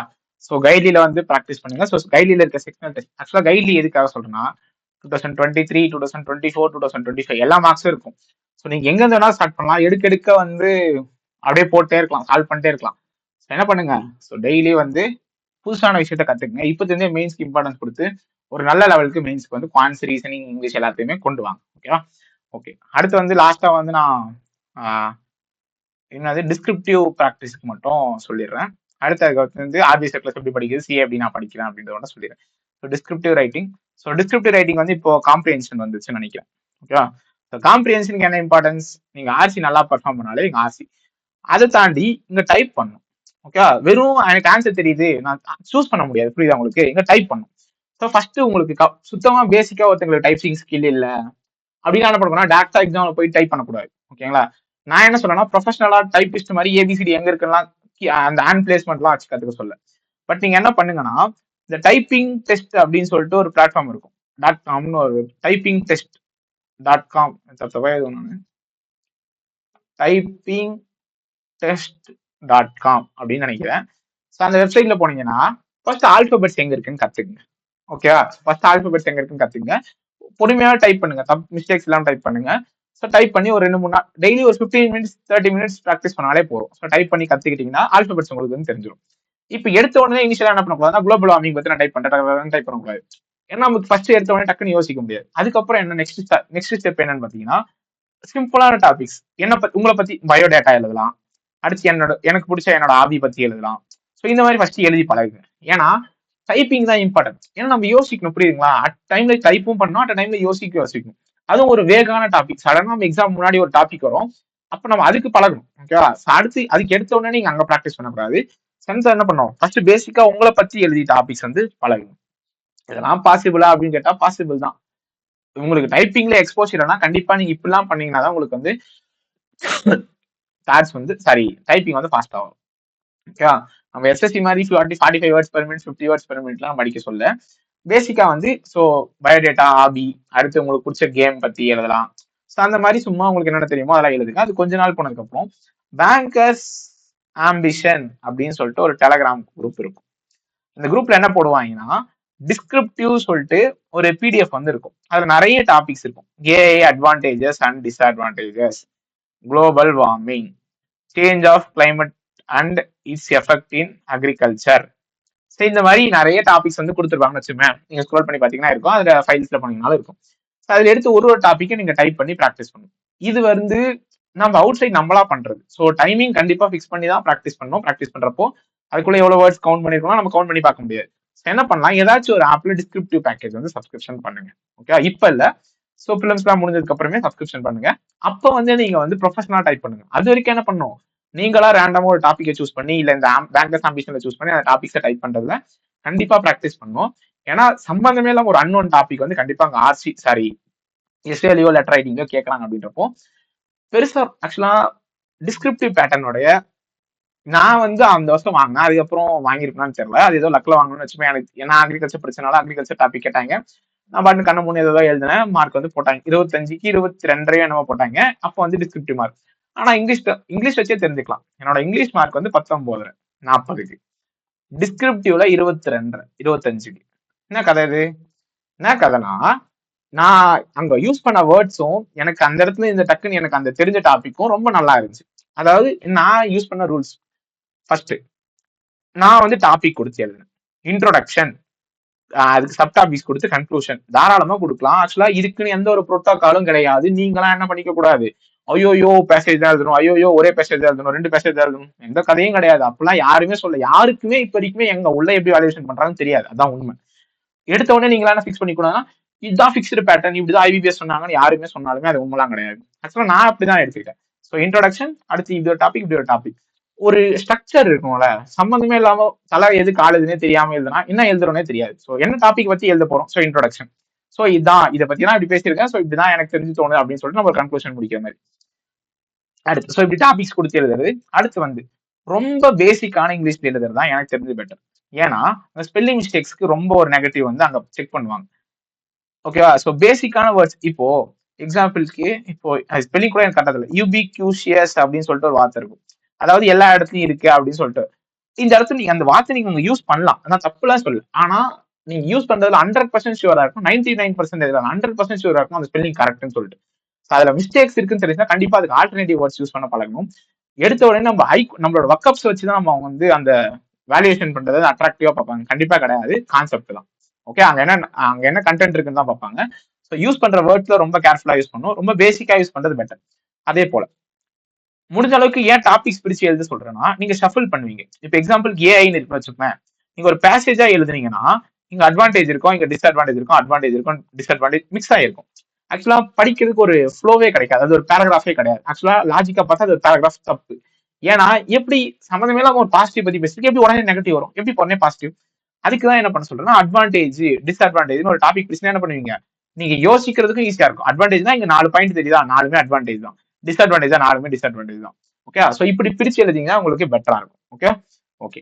அடுத்து இன்னொரு ரூல் என்னன்னு பாத்தீங்கன்னா, எழுதுற டென்ஸ் வந்து ரொம்ப ரொம்ப முக்கியம். ஏன்னா ஜம்ப் ஆகக்கூடாது. இப்ப பாஸ்ட் இருக்கு, பிரசன்ட் இருக்கு, ஃபியூச்சர் இருக்குன்னா, இங்க ஒரு விஷயம் நடந்துச்சு, இப்ப இப்படி நடந்துட்டு இருக்கு, இப்படி நடக்கும் அப்படின்னு பேசுறது சரி. இப்படி நடந்துட்டு இருந்துச்சு, இப்படி நடக்கும், இப்படி நடந்துச்சு அப்படின்னு சொன்னா அது தப்பு. ஆக்சுவலா அந்த டென்ஸ் வந்து நீங்க எழுதுற பேசேஜ் வந்து நீங்க திரும்ப படிக்கிறப்போ ஒரு நல்ல ஒரு யாருக்குமே ஆக்சுவலா புரியுறது வேற, பட் மீனிங்ஃபுல்லா எழுதுறது வந்து வேற. எப்படி இது நடந்ததுனாலதான் இப்படி நடக்குது, இப்படி நடக்கும்னு சொல்றீங்க, அப்புறம் எப்படி நடந்துச்சு நடக்கும் போது அப்படி இப்படி மாத்தி மாத்தி பேசுறீங்க. அந்த டென்ஸ் வந்து ரொம்ப ரொம்ப முக்கியம். அதை வந்து கண்டிப்பா எல்லாரும் மெயின்டைன் பண்ணுங்க. ஸோ டென்ஸ் முக்கியம், பேசிக்கான வர்க்அப்ஸ் யூஸ் பண்ணுங்க. ரொம்ப பெருசா ஒரு சென்டென்ஸ் போயிட்டு நான் 4 லைன் எழுதி தான் ஃபுல் ஸ்டாப் வைப்பேன், அதான் கிடையாது. 5-6 வேர்ட்ஸ் எழுதி கூட ஃபுல் ஸ்டாப் வைக்கலாம், அந்த சென்டென்ஸ் கரெக்டா மீனிங்ஃபுல்லா இருந்துச்சுன்னா. ஸோ சென்டென்ஸ் மீனிங்ஃபுல்லா மேக் பண்ணுங்க. அடுத்து பேசிக்கான வர்க்அப்ஸ் யூஸ் பண்ணுங்க. டாபிக்ஸ் கொடுத்து எழுதுறதா உங்களோட விருப்பம். ஸோ அந்த டாபிக்கு ஏற்ற மாதிரி, அந்த எக்ஸாம்ல கேட்கிற கொஸ்டினுக்கு ஏற்ற மாதிரி என்ன பண்ணும், கண்டிப்பா டாபிக்ஸ் கொடுக்கலாமா வேணாம்ன்றதை நீங்க டிசைட் பண்ணிக்கலாம். ஓகேவா? ஓகே. அடுத்து மேக்ஸிமம் வேர்ட் கவுண்ட் வந்து கொடுத்துருப்பாங்க. ஸோ அந்த மேக்ஸிமம் வேர்ட் கவுண்ட் கம்ப்ளீட் பண்ணீங்கன்னா கண்டிப்பா ஒரு நல்ல மார்க்ஸ் வந்து போடுவாங்க. ஓகே. இது ஸ்பெல்லிங் மிஸ்டேக்ஸ் இருக்கக்கூடாது, கிராமட்டிக்கல் மிஸ்டேக்ஸ் இருக்கக்கூடாது, டென்ஸ் மிஸ்டேக்ஸ் இருக்கக்கூடாது, சம்பந்தமே இல்லாம ஒரு விஷயம் மிக்ஸ் பண்ணி பேசக்கூடாது, அவுட் ஆஃப் கான்டெக்ட்ல பேசவே கூடாது. இப்ப ஏஐ பத்தி கேட்டிருக்கானா ஏஐ பத்தி மட்டும் தான் பேசணும், சம்பந்தமே இல்லாம அந்த இடத்துல குளோபல் வார்மிங் பத்தி பேசக்கூடாது. ஏஐ பத்தி கேட்டிருக்கானா அந்த இடத்துல எலெக்ஷன் பத்தி பேசக்கூடாது. எங்க எதை பத்தி பேசணுமோ அதை பத்தி பேசணும். இப்ப ஏஐனா ஆக்சுவலா இன்க்ளூட் பண்றது நான் தப்பு சொல்ல. இப்போ ஏஐல ஏஐ டெக்னாலஜி வந்து எலெக்ஷன்ல யூஸ் பண்ணாங்க, சும்மா சொல்றேன், எலெக்ஷன் யூஸ் பண்ணாங்க, கேம்பெயின்லாம் கண்டக்ட் பண்ணாங்க அப்படி இப்படின்னு சொல்லலாம் வச்சுப்பேன். அதை தாண்டி என்ன பண்ணக்கூடாது, எலெக்ஷன் ப்ராசஸ் பத்தி பேசக்கூடாது. ஸோ ஒரு லிமிட் இருக்கு எல்லாத்துக்குமே. ஸோ அதை வந்து நீங்க மெயின்டைன் பண்ணணும். ஸோ கண்டிப்பா அவுட் ஆஃப் கான்டெக்ட்ல பேசக்கூடாது. ஸோ இதான் டிஸ்கிரிப்டிவ்.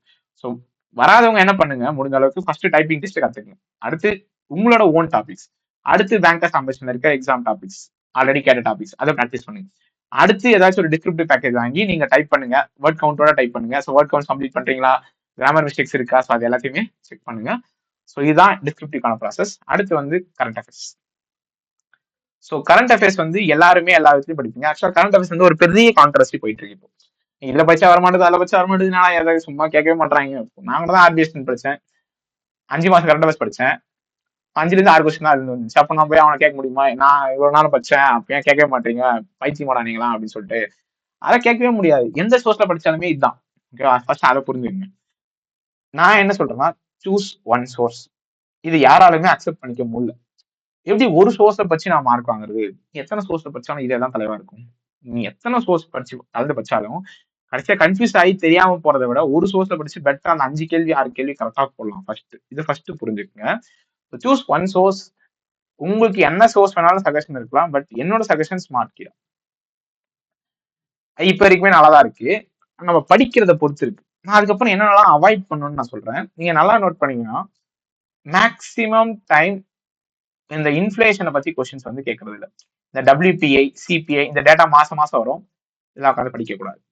நேஷனல் ஸ்டாட்டிஸ்டிக்கல் ஆஃபீஸ் இவங்களும் MOSPI ministry of statistical and programme இம்ப்ளிமெண்டேஷனும் நிறைய டேட்டாவை ரிலீஸ் பண்ணுவாங்க. எல்லா டேட்டாவும் அப்படின்னு படிக்க கூடாது.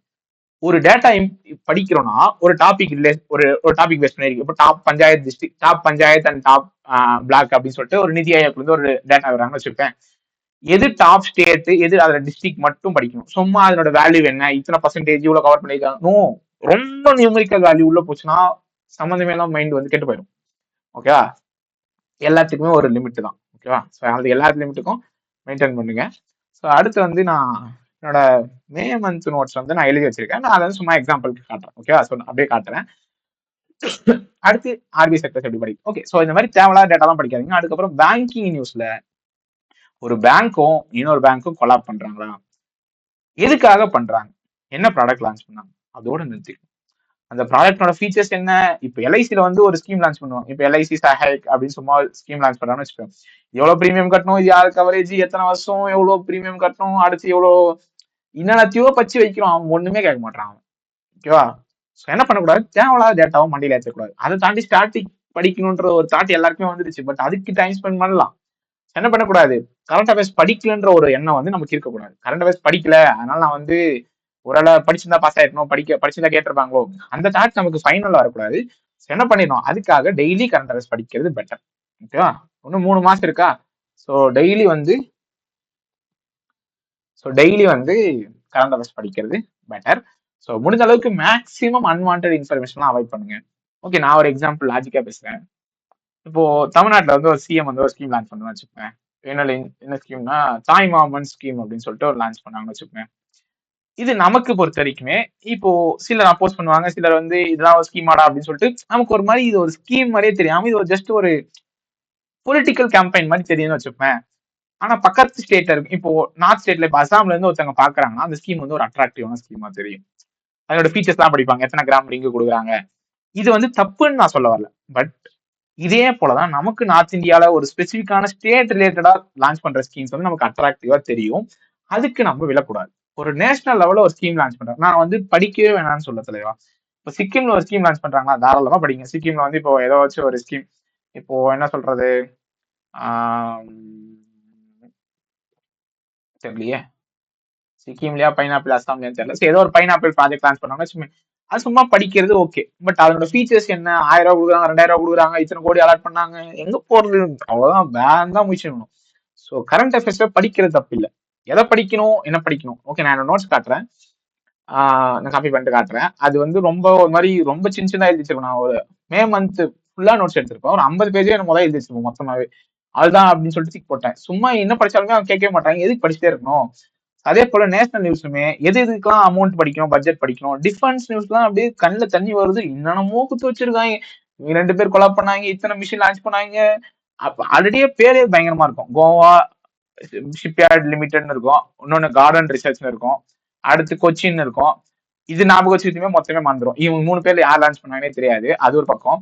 இன்னொன்னு அந்த ட்ரையல் எக்ஸ்பெரிமெண்ட்ஸ் நடக்கும். ஜஸ்ட் அந்த டிவைஸ் பேர் படிச்சா போதும். நம்ம அது 1000 கிலோமீட்டர் போகுது, 2000 கிலோமீட்டர் போகுது. நான் எதுக்கு இதெல்லாம் சொல்றேன்னா, எவ்வளவு டேட்டா வந்து நம்ம மைண்ட் வந்து டம்ப் பண்ண முடியும் நீங்க யோசிங்க. ஓகே, ஸோ ரொம்ப வந்து காம்ப்ளெக்ஸ் பண்ணாதீங்க விஷயத்த. ரொம்ப அவுட்லைன் தான் படிங்க. கரண்ட் அஃபேர்ஸ் பத்திரிக்கை நீங்க எந்த சோர்ஸ் யூஸ் பண்ணாலுமே ஜஸ்ட் இந்த நியூஸ் இருக்கு அப்படின்னு தெரிஞ்சா போதும். அதை தாண்டி ஸ்டாட்டிக் படிக்க வேண்டியது நிறைய இருக்கு. ஸோ அதை வந்து புரிஞ்சுங்க. ஸோ சிஏக்கான டைம் வந்து ரொம்ப வந்து ப்ரிசைஸா யூஸ் பண்ணுங்க. தேவையில்லாத டேட்டாவெல்லாம் படிக்காதீங்க. Okay okay. ஸோ அடுத்து வந்து ஆர்பிஐ சர்ப்ளஸ் எப்படி படிக்கிறதுன்னு நான் சொல்றேன். ஸோ எப்படி நோட்ஸ் எடுக்கணும், ஆர்பிஐல எஃப்ஏக்யூஸ் படிக்கணும், அதை எப்படி படிக்கிறதுன்னு சொல்றேன். Okay okay. ஸோ ஒரே நிமிஷம். ஓகே, ஸோ என்னோட நோட்ஸ் வந்து நான் காட்டுறேன். ஸோ அதில் வந்து நான் நிறைய எழுதி வச்சிருக்க மாட்டேன். ஜூம் பண்ணுவோம், எங்க இருக்கு. ஓகே, என்ன எழுதியிருக்கேன் இதுல, DGCA compiled second phase of flying training organisation FTOs. டிஜிசிஏன்றது எனக்கு ஆல்ரெடி தெரியும்னு வச்சுக்கோங்க. இப்போ director general of civil aviation அப்படின்னு எனக்கு தெரிஞ்சதுனா நான் என்ன பண்ணிட்டேன், இப்படி மட்டும் எழுதிக்கிட்டேன். இப்போ நான் ஷார்ட் ஃபார்மா எழுதிருக்கேன்னா, அடுத்து இது என்னது, இது எழுதி வச்சிருக்கேன். இது ஏன்னு எழுதி வச்சிருக்கேன், ஆவியானா ஏவியேஷன் பிரைவேட் லிமிடெட். ட்ரைனிங் வந்து ஃபிளையிங் ஆர்ஸ் வந்து 32% 50% இன்க்ரீஸ் பண்ணாங்க. அடுத்து number of communication pilot licenses greater then 2.5 times, எவ்வளவு இன்க்ரீஸ் ஆச்சு, அவ்வளவுதான். அடுத்து சென்ட்ரல் கார்டேஜ் இண்டஸ்ட்ரி சிசிஐசி என்ன லான்ச் பண்ணாங்க, சவுல் த்ரெட்ஸ் அப்படின்னு சொல்லிட்டு லான்ச் பண்ணாங்க. அது எதுக்காகனா platform for leading designers and artisans, அவ்வளவுதான். ஸோ இந்த மாதிரி ப்ரிசைஸா எழுதணும். நீங்க வளவலன்னு எழுதுனீங்கன்னா என்ன ஆகும்னா அது போயிட்டே தான் இருக்கும். இப்போ பெங்களூர் போலீஸ் நம்ம 112 10 லாங்குவேஜ், மண்டே வெஞ்சர்ஸ் அண்ட் ஏதோ எழுதிச்சிருக்கேன். அடுத்து வாங்கி அப்படின்னா என்னது, voice AI for nation wide key intervention. இதுவே ஓவர் தான், ஆனா அவனுக்கு மனசு கேட்க மாட்டேது, அவன் நிறைய கொடுத்து வச்சிருப்பான். ஸோ இதை கூட நம்ம எழுதாம போறோமே அப்படின்ற மாதிரி. அடுத்து Maharashtra AI policy. Maharashtra AI policy என்ன பண்ணிருப்பான்னா 7 பில்லர்ஸ் கொடுத்துருப்பான். ஆக்சுவலா அது அந்த ஸ்டேட்டுக்கு பெரிய ஸ்கீம். அவன் நீங்க அந்த 7 பில்லர்ஸ் படிக்கலாமா, 7 பில்லர்ஸ் படிக்கிறதே அதிசயம், கரெக்டா. அடுத்து ஏஐ மிஷன் 5 ஏஐசிடி 6 சிஓஇ, இதுவே ஓவர் தான். 10,000 கோடி இன்வெஸ்ட்மெண்ட், 1 லட்சம் ஜாப்ஸ் 2031. நோ, ஊ ரீசென்ட்லி லான்ச் ஏஐ பாலிசி அப்படின்னு கேட்பான், அவ்வளவுதான். இதுதான் தெரியணும். அப்ப இந்த நியூஸ் படிக்காம போறது தப்பு. பட் நம்ம எந்த அளவுக்கு மினிமைஸா படிக்கணும்ன்றது முக்கியம். இப்ப இந்தியா ஆரோக்கிய மைத்திரி யாரு கொடுத்தாங்க, ஜமைக்கா கொடுத்தாங்க. அடுத்து என்னது, ஹெச்ஏடிஆர் ஃப்ரேம் ஒர்க் கீழே கொடுத்தாங்க. பிஷம்னா ஃபுல் ஃபார்ம் என்ன, இது வந்து நார்மலா இந்தியா லான்ச் பண்ண ஒரு ஸ்கீமா, அதுக்கு ஃபுல் ஃபார்ம் படிக்கலாம், கரெக்டா. அடுத்து மிசோரம் ஏதோ குவரல் real time disaster incident reporting, அவ்வளவுதான் முடிஞ்சிச்சு. மிசோரம் இது லான்ச் பண்ணாங்க. Nitin Gadkari first multi lane free flow toll கிடையாது, எங்க NH48 இங்க இருந்து குஜராத்துக்கு. முக்கியம் இது என்ன, எந்த NH லான்ச் பண்ணாங்க அப்படின்றது. அடுத்து first paperless judiciary state Sikkim. சும்மா அதுக்கு முன்னாடி என்ன கதை அதெல்லாம் கிடையாது, சிக்கிம் அவ்வளவுதான் முடிச்சு. அடுத்து என்ன, மினிஸ்ட்ரி ஆஃப் கம்யூனிகேஷன்ஸ். ஸோ இந்த மாதிரி எழுதி வச்சிருக்கேனா, இப்ப இங்க என்ன எழுதி வச்சிருக்கேன், இது வந்து பிஏஎஸ் வந்து ஆர் வந்து என்னது, இது பேர் எது சொல்லுவாங்களே, ஐஎஸ்ஓ நம்பர். இது வந்து ஏதோ ஒரு எக்ஸாம்ல கேட்டாங்க, அதனால வந்து இதை படிச்சிருக்கேன். அடுத்து எஃப்ஆர்பி. எஃப்ஆர்பி என்ன, fair and remunerative price sugar கேனுக்கு 2027 லான்ச் பண்ணிருக்காங்க. 365 ரூபா ஒரு குண்டாலுக்கு, 10.25% ரிகவரி, ஸோ 9.5% வந்து பேஸ். ஸோ இதெல்லாம் எழுதி வச்சிருக்கேனா. ஸோ இந்த மாதிரி வந்து மினிமைஸா எழுதுங்க. இப்போ இபிஎஃப்ஓ, இ பிராப்தி ஃபுல் ஃபார்ம் என்ன, ட்ரம்ப் ஆபரேஷன் ப்ராஜெக்ட் ஃப்ரீடம் எங்க ஸ்டேட் ஆஃப் ஃபார்மஸ்ல லான்ச் பண்ணிருக்காரு, அவ்வளவுதான். அடுத்து இந்தியா லான்ச் பண்ணிருக்கு உர்ஜா சுரக்ஷா அப்படின்னு சொல்லிட்டு 5 எஸ்கார்ட் ஷிப் வந்து அங்க போயிருக்கு. அடுத்து ஸோ இந்த மாதிரி போயிட்டே இருக்குன்னா, இப்போ பேங்கிங் நியூஸ் எப்படி எழுதிருக்குன்னு பார்ப்போம். எங்க பேங்கிங் நியூஸ், டிஃபென்ஸ் நியூஸ் பாருங்க. DRDO Indian navy, NASMR national anti, NASMR Odisha, அவ்வளவுதான். அடுத்து 4th இந்தியா ஸ்ரீலங்கா டைவர்ஸ் எங்க நடந்துச்சு, கொலம்போல் நடந்துச்சு. அது பேர் என்ன, மகாசாகர். என்ன கப்பல் பார்ட்டிசிபேட் பண்ணிச்சு, ஐஎன்ஆர் நிசர். 2 கியூப் குத்தாங்க. ஸோ இந்த மாதிரி முடிஞ்ச அளவுக்கு கொஞ்சமா இருக்கு. இப்போ விராட் கோலி ஃபர்ஸ்ட் பேட்டர் 804 வச்சிருக்காரு. அடுத்து 6 யார் வச்சிருக்காங்க, 58 வச்சிருக்காரு. ஸோ இந்த மாதிரி முடிஞ்ச அளவுக்கு கொஞ்சம் கொஞ்சமா எழுதுங்க. நிறைய இதுவே நிறைய தான் ஃபர்ஸ்ட் என்ன கேட்டா. ஸோ இன்னும் நிறைய எல்லாம் எழுதுனா வெறி ஆயிரும். ஓகேவா. ஸோ எங்க அந்த இது பேங்கிங் தான் காணும்னு பார்த்துருக்கேன். ஓகே, பேங்கிங் ஏதோ பில்லு ஏதோ வச்சிருக்கேன். ஆபிச்சோரிஸ். ஆபிச்சோரிஸ்லாம் என்னது, குருபாக் சிங் ஹாக்கி, குருபானிஸ் நாராயண் பிரசாத் ஸ்விட்சர் leader, Vijayakumar golf, Bikaji foods Shivratan Agarwal. So இதோட ஓனர் வந்து இவரு. அடுத்து அலெக்ஸ் ஜனாடி இட்டாலி F1 டிரைவர் செத்து போயிட்டாரு. ஸோ மோட்சோ ஃபெஸ்டிவல் எங்க, நாகாலாந்து நடக்குது. ஊடோ வேலி ஃபெஸ்டிவல் இமாச்சல் பிரதேஷ். ஸோ இந்த மாதிரி சிம்பிளா படிக்க தான் பெட்டர். டேஸ்மே வந்து எல்லா டேஸ்மே படிக்கிறது இல்லையா, பேங்கிங் நியூஸே காணும். இதெல்லாம் எதுக்கு சொல்றேன்னா, இன்கேஸ் நோட்ஸ் எழுதி படிக்கிறவங்களுக்கு சம்மந்தமே இல்லாம என்னத்தையும் எழுதிட்டு இருப்பீங்களா, அதெல்லாம் எழுதாதீங்கன்னு சொல்ல வரேன். இங்க இருக்கு, இங்க பேங்கிங் இன்டர்நேஷனல், இங்க உடனே banking. Federal bank India credit card portfolio from SDB bank 4,50,000 card. RBI NFC regulation exemption framework July 1, 2026 implement ஆகுது. ரைட்டு. அடுத்து டாடா ஏஐஏ லைஃப் இன்சூரன்ஸ், சுபா ஹெல்த் கிரிட்டி, யூஎல்எல்ஐபி, அவ்வளவுதான். ஸோ 30 என்னது 30 என்னன்னே தெரியல, இது கூட 60 வகையான இல்னஸை கவர் பண்றாங்கன்னா 30 வருஷத்துக்கு. அடுத்து IPPB Indian postal bank SSG savings account open பண்ணிக்கலாம். ஒரு மாசத்துக்கு ஒரு ஸ்டேட்மெண்ட் ஃப்ரீயா எடுத்துக்கலாம். மேக்ஸிமம் பேலன்ஸ் வந்து 2 லட்ச ரூபா. NPPL NPCI Bharat pay bill லிமிடெடா, அதுவும் ஜஸ்ட் பேவும் சேர்த்து ஸ்விட்ச் and software development. Ministry of finance ஏதோ எழுதி வச்சுக்கேன். அந்த மாதிரி உங்களுக்கு புரிஞ்ச மாதிரி டைரக்டர் ஜெனரல் வந்து ரவி வந்து இல்ல, இப்போ ரோஹித் ஜெயின் வந்து புதுசா வந்து எக்ஸிக்யூட்டிவ் டைரக்டரா மாறி இருக்காரு. அந்த மாதிரி ஸோ உங்களுக்கு புரியுற மாதிரி ஷார்ட்டா எழுதிக்கிட்டா பெட்டர். ஸோ இந்த மாதிரி எழுதி வச்சிருக்கேன். இந்த மாதிரி எழுதி தான் படிப்பேன், எனக்கு அதான் ஈஸியா இருக்கும். ஸோ அந்த மாதிரி உங்களுக்கு கன்வீனியன்டா தான் அந்த மாதிரி எழுதிங்க. ஸோ அடுத்து வந்து நம்ம வந்து ஆர்பிஐ வந்து வெப்சைட் வந்து எப்படி யூஸ் பண்ணலாம் அப்படின்றத பார்க்கலாம். நான் என்னென்ன கொஸ்டின் கேட்டிருக்காங்க அப்படின்றத ஆல்ரெடி பார்த்துருக்கேன். ஸோ அதை வந்து உங்ககிட்ட சொல்றேன்.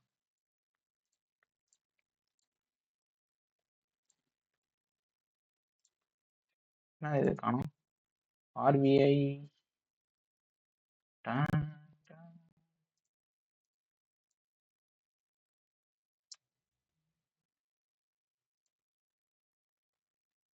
ஓகே. ஸோ இப்போ ஆர்பிஐ வெப்சைட்ல என்னெல்லாம் படிக்கணும், ஆர்பிஐ சர்க்குலர்ஸ் வந்து எங்கெல்லாம் படிக்கணும், ஆர்பிஐ வெப்சைட் பண்ணுறது வாழ்த்துக்கள். ஓகே. ஸோ இப்போ ஆர்பிஐ வெப்சைட் இப்படி இருக்குன்னு வச்சுப்பேன். என்னெல்லாம் படிக்கணும், என்னெல்லாம் படிக்கக்கூடாது. ஃபர்ஸ்ட் சர்க்குலர்ஸ் தான் படிக்கிறதுக்கு முன்னாடி என்ன தெரியுமா படிக்கிறீங்க எல்லாரும், கீழே வந்தீங்கன்னா எஃப்ஏக்யூஸ்னு ஒன்று இருக்கும். ஓகேவா. ரொம்ப ரொம்ப ரொம்ப இம்பார்ட்டன்டான ஒரு விஷயமே இதுதான். இதை தான் பாதி பேர் படிக்கிறது கிடையாது. ஃபர்ஸ்ட் இதை புரிஞ்சுக்கோங்க, ஃபர்ஸ்ட் இதை ஒழுங்கா படிங்க. இந்த வெப்சைட் யூஸ் பண்ண முடியாதான் வெப்சைட்.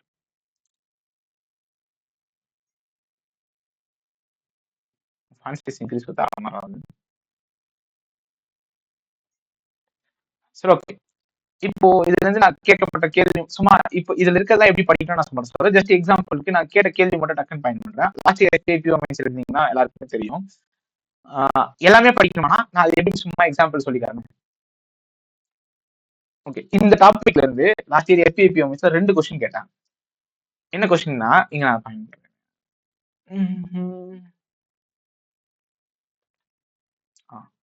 என்ன கேள்வினா இதான் கேள்வி. Reserve bank of India has not prescribed specific ink colors to be used to write checks. செக்கை எழுதுறதுக்கு என்ன கலர்ல எழுதணும் அப்படின்றதான் கேள்வி. எஸ்பிஐபியோட கேள்வி. ரெட்டு, ப்ளூ, கிரீனு வேற ஏதோ கலர் கொடுத்திருந்தாங்க. There is no prescribe colour. இந்த கொஸ்டின் ஒரு கொஸ்டின் கேட்டிருந்தாங்க. 1.5 மார்க்ஸ் நினைக்கிறேன். 1.2 மார்க்ஸ். அடுத்த கேள்வி, பாசிட்டிவ் பே சிஸ்டம். இது ஒரு கொஸ்டின் கேட்டிருந்தாங்களா? அடுத்த கொஸ்டின் இது, பாசிட்டிவ் பே சிஸ்டம் ஃபார் செக்ஸ்க்கு மினிமமா மேண்டேட்டரி எத்தனை லட்சத்துக்கு மேல அப்படின்னு கேட்டிருந்தாங்க. ஸோ இந்த கொஸ்டின். ஸோ இது வந்து அதுக்கான ஆன்சர். So okay. ஸோ என்னன்னா, இது எல்லா கொஸ்டினுக்கும் நான் படிக்கணுமா, எல்லா ஸ்டேட்மெண்ட்டையும் நான் படிக்கணுமா? கிடையாது. நான் இப்போ எக்ஸாம்பிளுக்கு சொல்றேன்.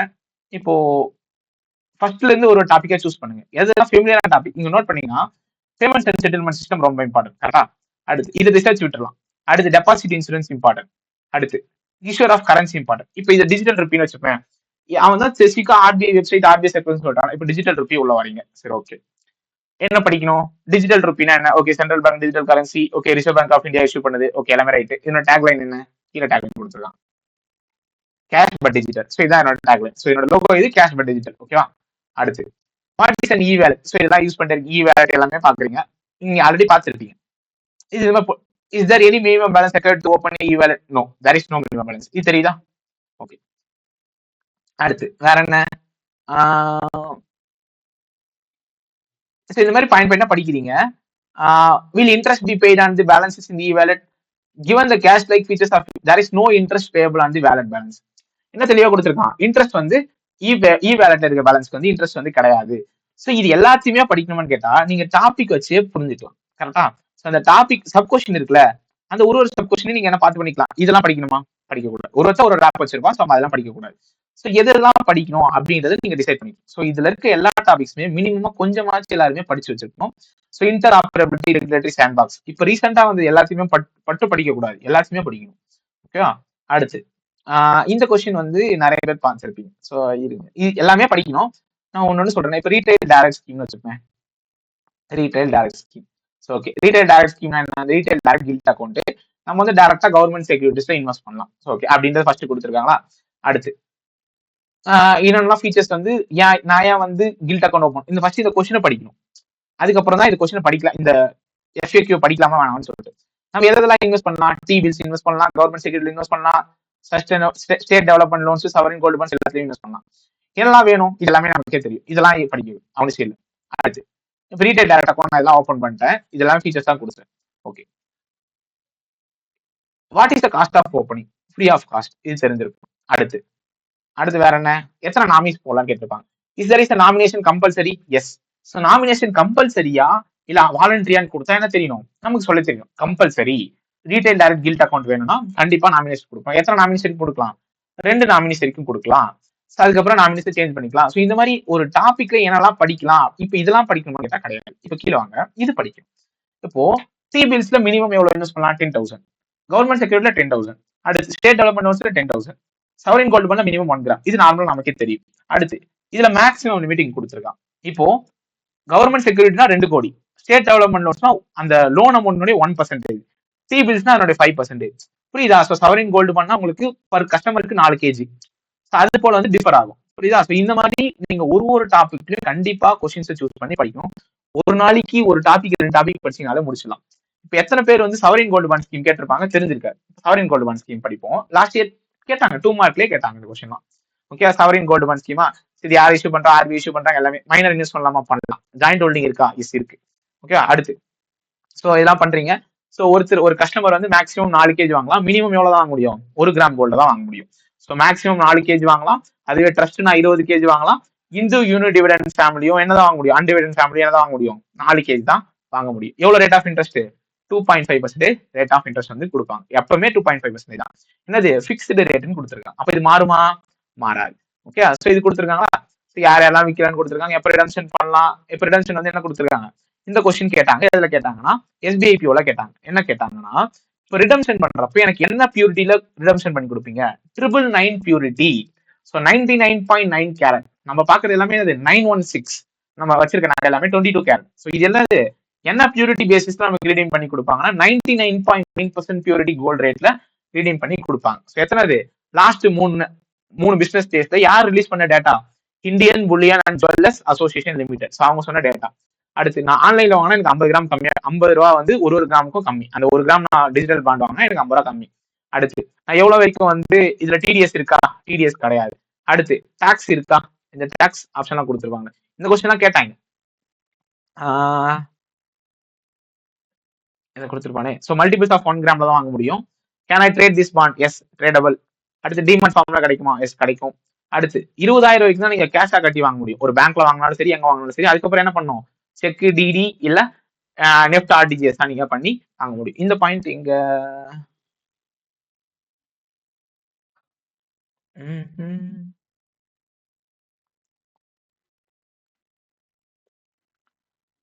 where is tax payable?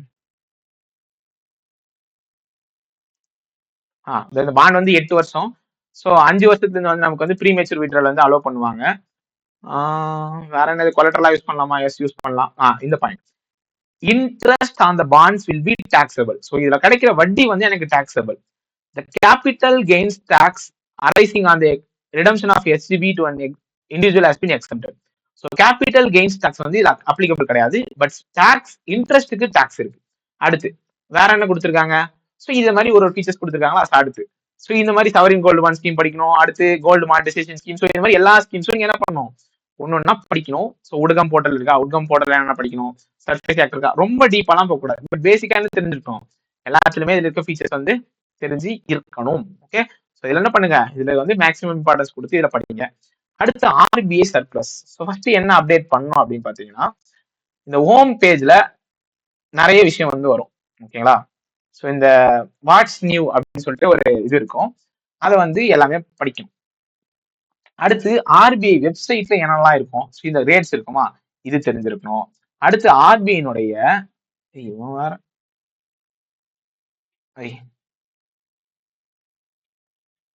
ஆர்பிஐனுடைய about அஸ்ன்னு சொன்னா இவனோட ஆர்கனைசேஷன்ஸ் என்னென்ன இருக்குன்னு கேட்பாங்க. ஸோ இது கீழே இருக்க ஆர்கனைசேஷன்ஸ் இருக்குல்ல, ஆர்கனைசேஷன் ஸ்ட்ரக்சர். அடுத்து ஆர்பிஐனோட ஆர்பிஐ யார் யாரெல்லாம் அவங்களோட எதுவும் சொல்லுவோம், அந்த இந்திரா காந்தி இன்ஸ்டியூட் அது இதுன்னு வரல. ஸோ இது எஃப்ஏகேஸ் இங்க சூஸ் பண்ணி படிங்க. அடுத்து இம்பார்ட்டன்ட் வெப்சைட்ஸ்ன்னு சொல்லிட்டு ஒரு கிளிக் கொடுத்தீங்கன்னு வச்சுக்கோங்களேன், நிறைய ஆர்கனைசேஷன் வரும். இதை பத்தி எல்லாத்த பத்தியுமே கண்டிப்பா தெரிஞ்சிருக்கும். ஐபிஆர்டிடி எதுக்கு இருக்கு? Indira Gandhi institute of development research எதுக்கு இருக்கு? அடுத்து சிஏஎஃப்ஆர்எல் என்ன, என்சிஎஃப்டி என்ன, என்ஐபிஎம்னா என்ன, ஐபிஎம் என்ன, டிஐசிஜிசி என்ன, இது எல்லாமே நம்ம வந்து கரண்ட் அஃபேர்ஸ்ல படிச்சிருக்கோம். கிளியரிங் கார்பரேஷன் ஆஃப் இந்தியா, ஃபிம்டா என்ன, என்பிசிஐ என்ன, நபார்ட் என்ன, செபி என்ன, இதுல இருக்க இந்த ஆர்கனைசேஷன்லாம் நமக்கு நிறைய பேர் தெரியாது. Okay. E learning management system, ReBIT தெரியாது. ரெபிட் வந்து பெங்களூர் ஹெட் குவார்டர்ஸ் இருக்கா? ஸோ இதை பத்தின வெப்சைட்ஸ் வந்து கண்டிப்பா தெரிஞ்சுக்கணும். Bharatiya reserve note Mudran private limited. So இதை பத்தி தெரிஞ்சுக்கணுமா? அடுத்து ஸோ ஆர்பிஐனோட ரெகுலேட்டட் என்டிட்டிஸ் என்னென்ன இருக்கு? அபவுட்ஸ்ன்னு சொல்லிட்டு ஆர்கனைசேஷன்ஸ், டிபார்ட்மெண்ட்ஸ், ட்ரைனிங் எஸ்டாப்ளிஷ்மெண்ட், என்ன இது எங்கே இருக்கு மேடா? ஆர்பிஐ என்னென்ன ஆர்கனைசேஷன் மெயின்டைன் பண்ணலாம்னு சொல்லிட்டு ஸோ வாட்ஸ் நியூ. இப்போ இதுல என்னென்ன இருக்கும் எல்லாத்தையுமே அப்பப்போ கொஞ்சம் கொஞ்சம் ஓப்பன் பண்ணி படிச்சுக்கணும். இதெல்லாம் ஒரு சில நியூஸ்லாம் நமக்கு இம்பார்ட்டன்ட் இல்லைன்னு தெரியும், அதெல்லாம் ஸ்கிப் பண்ணிக்கணும். பட் எது இதெல்லாம் இம்பார்ட்டன்டோ அதெல்லாம் என்ன பண்ணிக்கணும்? இப்போ revised KCC credit card scheme கொடுத்துருக்கான்னு வச்சுக்கோங்க. இது ஓப்பன் பண்ணி என்ன சேஞ்சஸ் பண்ணிருக்காங்க? ஸோ ஸ்கீம் டைரக்ஷன் என்னது? கமர்ஷியல் பேங்க்ஸ் எல்லாத்துக்குமே ஒரே டைரக்ஷன் தான் கொடுத்துருப்பாங்க. இப்போ ஓப்பன் பண்றோம், ஒரு பிடிஎஃப் ஓப்பன் ஆகும். பிடிஎஃப் இந்த வெப்சைட்லயே ஓப்பன் பண்ணி படிக்கலாம். என்னென்ன ஃபீச்சர்ஸ் கொடுத்துருக்காங்க? அனிமல் ஹஸ்பண்ட்ரிக்கு எவ்வளோ லிமிட் அப்படின்னா என்னென்ன கவர் ஆகும்? ஃபுல்லாலாம் படிக்க முடியாது. டிராயிங் லிமிட் எவ்வளோ, அடுத்து ரவுண்ட் ஆஃப் நியரஸ்ட், இந்த மாதிரி நியூமரிக்கல் வேல்யூஸ் உள்ள விஷயத்தெல்லாம் ஃபர்ஸ்ட் நிறைய படிக்கணும். ஓகேங்களா? ஃபர்ஸ்ட் இந்த வெப்சைட்டை நீங்க ஃபர்ஸ்ட் யூஸ் பண்ணி நீங்களா செல்ஃபா யூஸ் பண்ணுங்க. அடுத்து நோட்டிபிகேஷன்ல போயிட்டு மாஸ்டர் சர்க்குலர்ஸ் போங்க. மாஸ்டர் சர்க்குலர்ஸ் போனீங்கன்னா இங்க நிறைய இருக்கும். இப்போ இதுல என்னெல்லாம் சேஞ்சஸ் ரீசெண்டா 2025 என்னென்ன சர்க்குலர்ஸ் வந்திருக்கு அப்படின்னு சொல்லிட்டு lead bank scheme. Lead bank scheme open பண்ணா லீட் பேங்க் ஸ்கீம் லான்ச் பண்ணாங்க. அடுத்து வேற என்ன கமிட்டி கீழே வந்து நரிமன் கமிட்டி, அந்த மாதிரி கமிட்டிஸ் கொடுத்துருப்பாங்க. ஸோ இதெல்லாம் வந்து நமக்கா தெரிஞ்சு பிளாக் லோட்ஸ் கமிட்டி, டிஸ்ட்ரிக்ட் ரொம்ப டீப்பெல்லாம் தெரிஞ்சுக்க சொல்ல, பட் பேசிக் இன்ஃபர்மேஷனை தெரிஞ்சுக்கணும்னு சொல்றேன். ஸோ லீட் டிஸ்ட்ரிக்ட் ஆஃபீஸர்னு ஒருத்தர் இருப்பாரு. ஸோ அந்த மாதிரி வந்து தெரிஞ்சுக்கணும். ஓகே. ஸோ சர்க்குலர்ஸ் வந்து இப்படிதான் படிக்கணும். இப்போ எக்ஸாம்பிளுக்கு எப்படி சொல்றது, இதுலயும் நிறைய இல்ல. எஸ்எஸ்பி பேங்க், டேஎன்ஆர்எல்எம், credit facilities SC and tribes, ஏதோ சொல்ல வந்தேன், நோட்டிஃபிகேஷன், மாஸ்டர் சர்க்குலர்ஸ், நோட்டிபிகேஷன். நோட்டிபிகேஷனை போய் நோட்டிபிகேஷன் கிளிக் பண்ணீங்கன்னா டெய்லி என்ன நோட்டிபிகேஷன் அப்டேட் ஆகுது அது எல்லாமே தெரிஞ்சுட்டு வரும். பட் எல்லாமே படிக்கணும் அவசியம் இல்லை. மாஸ்டர் சர்க்குலர்ஸும் நீங்க ஹோம் பேஜ்ல இருக்க வாட்ஸ் நியூ மட்டும் அப்டேட் பண்ணிட்டே இருங்க. அடுத்து FAQs கண்டிப்பா படிக்கணும். ஓகேங்களா? நீங்க RBI சர்க்குலர்ஸ் கூட நிறைய பேர் வந்து வீடியோ பார்த்து படிச்சிருவீங்க. பட் FAQs வந்து நீங்களா படிச்சு தெரிஞ்சுக்கலாம். ஏன்னா டாபிக்ஸ் சூஸ் பண்றது உங்களுக்கே ஒரு ஐடியா கிடைக்கும். இப்போ இன்ஃபிளேஷன் இண்டெக்ஸ் பாண்ட்ஸ்னா உங்களுக்கு என்னன்னு தெரியாது. ஆனா அதை படிக்கணுமா வேணாம்னு கேட்டா நம்ம டிசிஷன் எடுக்கலாம். இப்போ கீழே வந்தீங்கன்னா என்னது இப்ப ரீசெண்டா மாத்துறாங்களே என்னது இன்டர்னல் ஆம்பட்ஸ்மேன் ஸ்கீமா ஏதோ iOS integrated ombudsman scheme July 1 தான் இதை வந்து இம்ப்ளிமெண்ட் பண்ணிருக்காங்க. கரெக்டா? இப்போ இதை ஓபன் பண்ணி இதை படிக்கணும். என்ன படிக்கணும்? என்னது கதை? எங்க கதை ஸோ 30 நாள் அதுன்னு சொல்லிட்டு கதெல்லாம் கொடுத்துருப்பாங்க. எவ்வளவு அமௌண்ட் வந்து நமக்கு கொடுப்பாங்க அப்படின்றத ரிவைஸ் பண்ணாங்க. கரெக்டா? 30 லட்சம் வரைக்கும் காம்பன்சேஷன் கொடுப்பாங்க.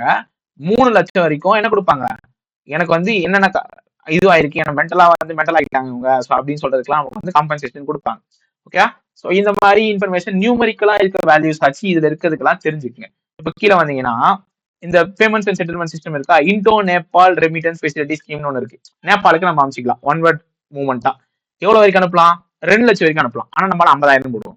ஆக்சுவலா வாக்கின் கஸ்டமர்ஸ்க்கு தான் 50,000. அவங்க என்ன பண்ண முடியாது, ஒரு வருஷத்துக்கு 12 ரெமிட்டன்ஸ் மேல பண்ண முடியாது. ஒரு ரெமிட்டன்ஸ்க்கு 50,000 தான். பட் நார்மலா ஒரு கஸ்டமருக்கு ஒரு டிரான்சாக்ஷன் எவ்வளவு அனுப்பலாம்? 2 லட்சம் வரைக்கும் அனுப்பலாம். கரெக்டா? ஸோ இது தெரிஞ்சிருக்கும். ஸோ இந்த மாதிரி பேசிக்கான விஷயம் உங்களுக்கு தெரிஞ்சிடும். ஒயிட் லேபிள் ஏடிஎம்னா என்ன, UPI பேனோ லிங்கேஜ்னா என்ன, இப்போ கேஷ் விட்ராவல் பண்றாங்க, ஒரு point of service POS terminal வச்சுப்பேன். ஒண்ணு நம்ம கடைக்கு போயிட்டு பணம் எடுக்கிறோம், அந்த மிஷின்ல கார்டு ஸ்வைப் பண்ணி இல்லை ATM கார்டு கொடுத்து எவ்வளவு எடுக்கலாம்? ஒரு டிரான்சாக்ஷனுக்கு 2,000 தான் எடுக்க முடியும். ஒரு மாசத்துக்கு 10,000 தான் எடுக்க முடியும். அவங்க எவ்வளவு கமிஷன் வாங்கக்கூடாது? 1% மேல கமிஷன் வாங்கக்கூடாது. அது மேல வாங்குவாங்க, 1% மேல வாங்கக்கூடாது. புரியுதா? ஸோ இந்த மாதிரிலாம் பேசிக்கா உங்களுக்கு வந்து இன்ஃபர்மேஷன் தெரிஞ்சிருக்கும். ஸோ RBI சர்க்குலர்ஸ் இப்படி படிங்க. ஸோ முடிஞ்ச அளவுக்கு நோட்ஸ் எடுத்து படிங்க. ஸோ இப்போ கோல்டு மானிட்டைசேஷன் ஸ்கீம்னா என்ன, FAQs and check clearing, payments and settlement system act, RTGS என்ன, ட்ரெட்ஸ்னா என்ன, ஸோ எல்லாமே என்ன பண்ணும், பேசிக் ஆச்சு விஷயமாச்சு தெரிஞ்சு இருக்கணும். Okay okay. ஸோ இதான் வந்து நான் சொல்லணும்னு நினைச்சது. ஓகே. அதுக்கு மேல மார்க் டெஸ்ட்லாம் வந்து ஸோ யாரெல்லாம் வந்து PO பிலிம்ஸ்க்கு இப்போ ரெடியா இருக்கீங்களோ தயவு செஞ்சு இப்போ இருந்தே PO மெயின்ஸ்க்கு மார்க்ஸ் எடுங்க. அவ்வளோதான். தேங்க்யூ.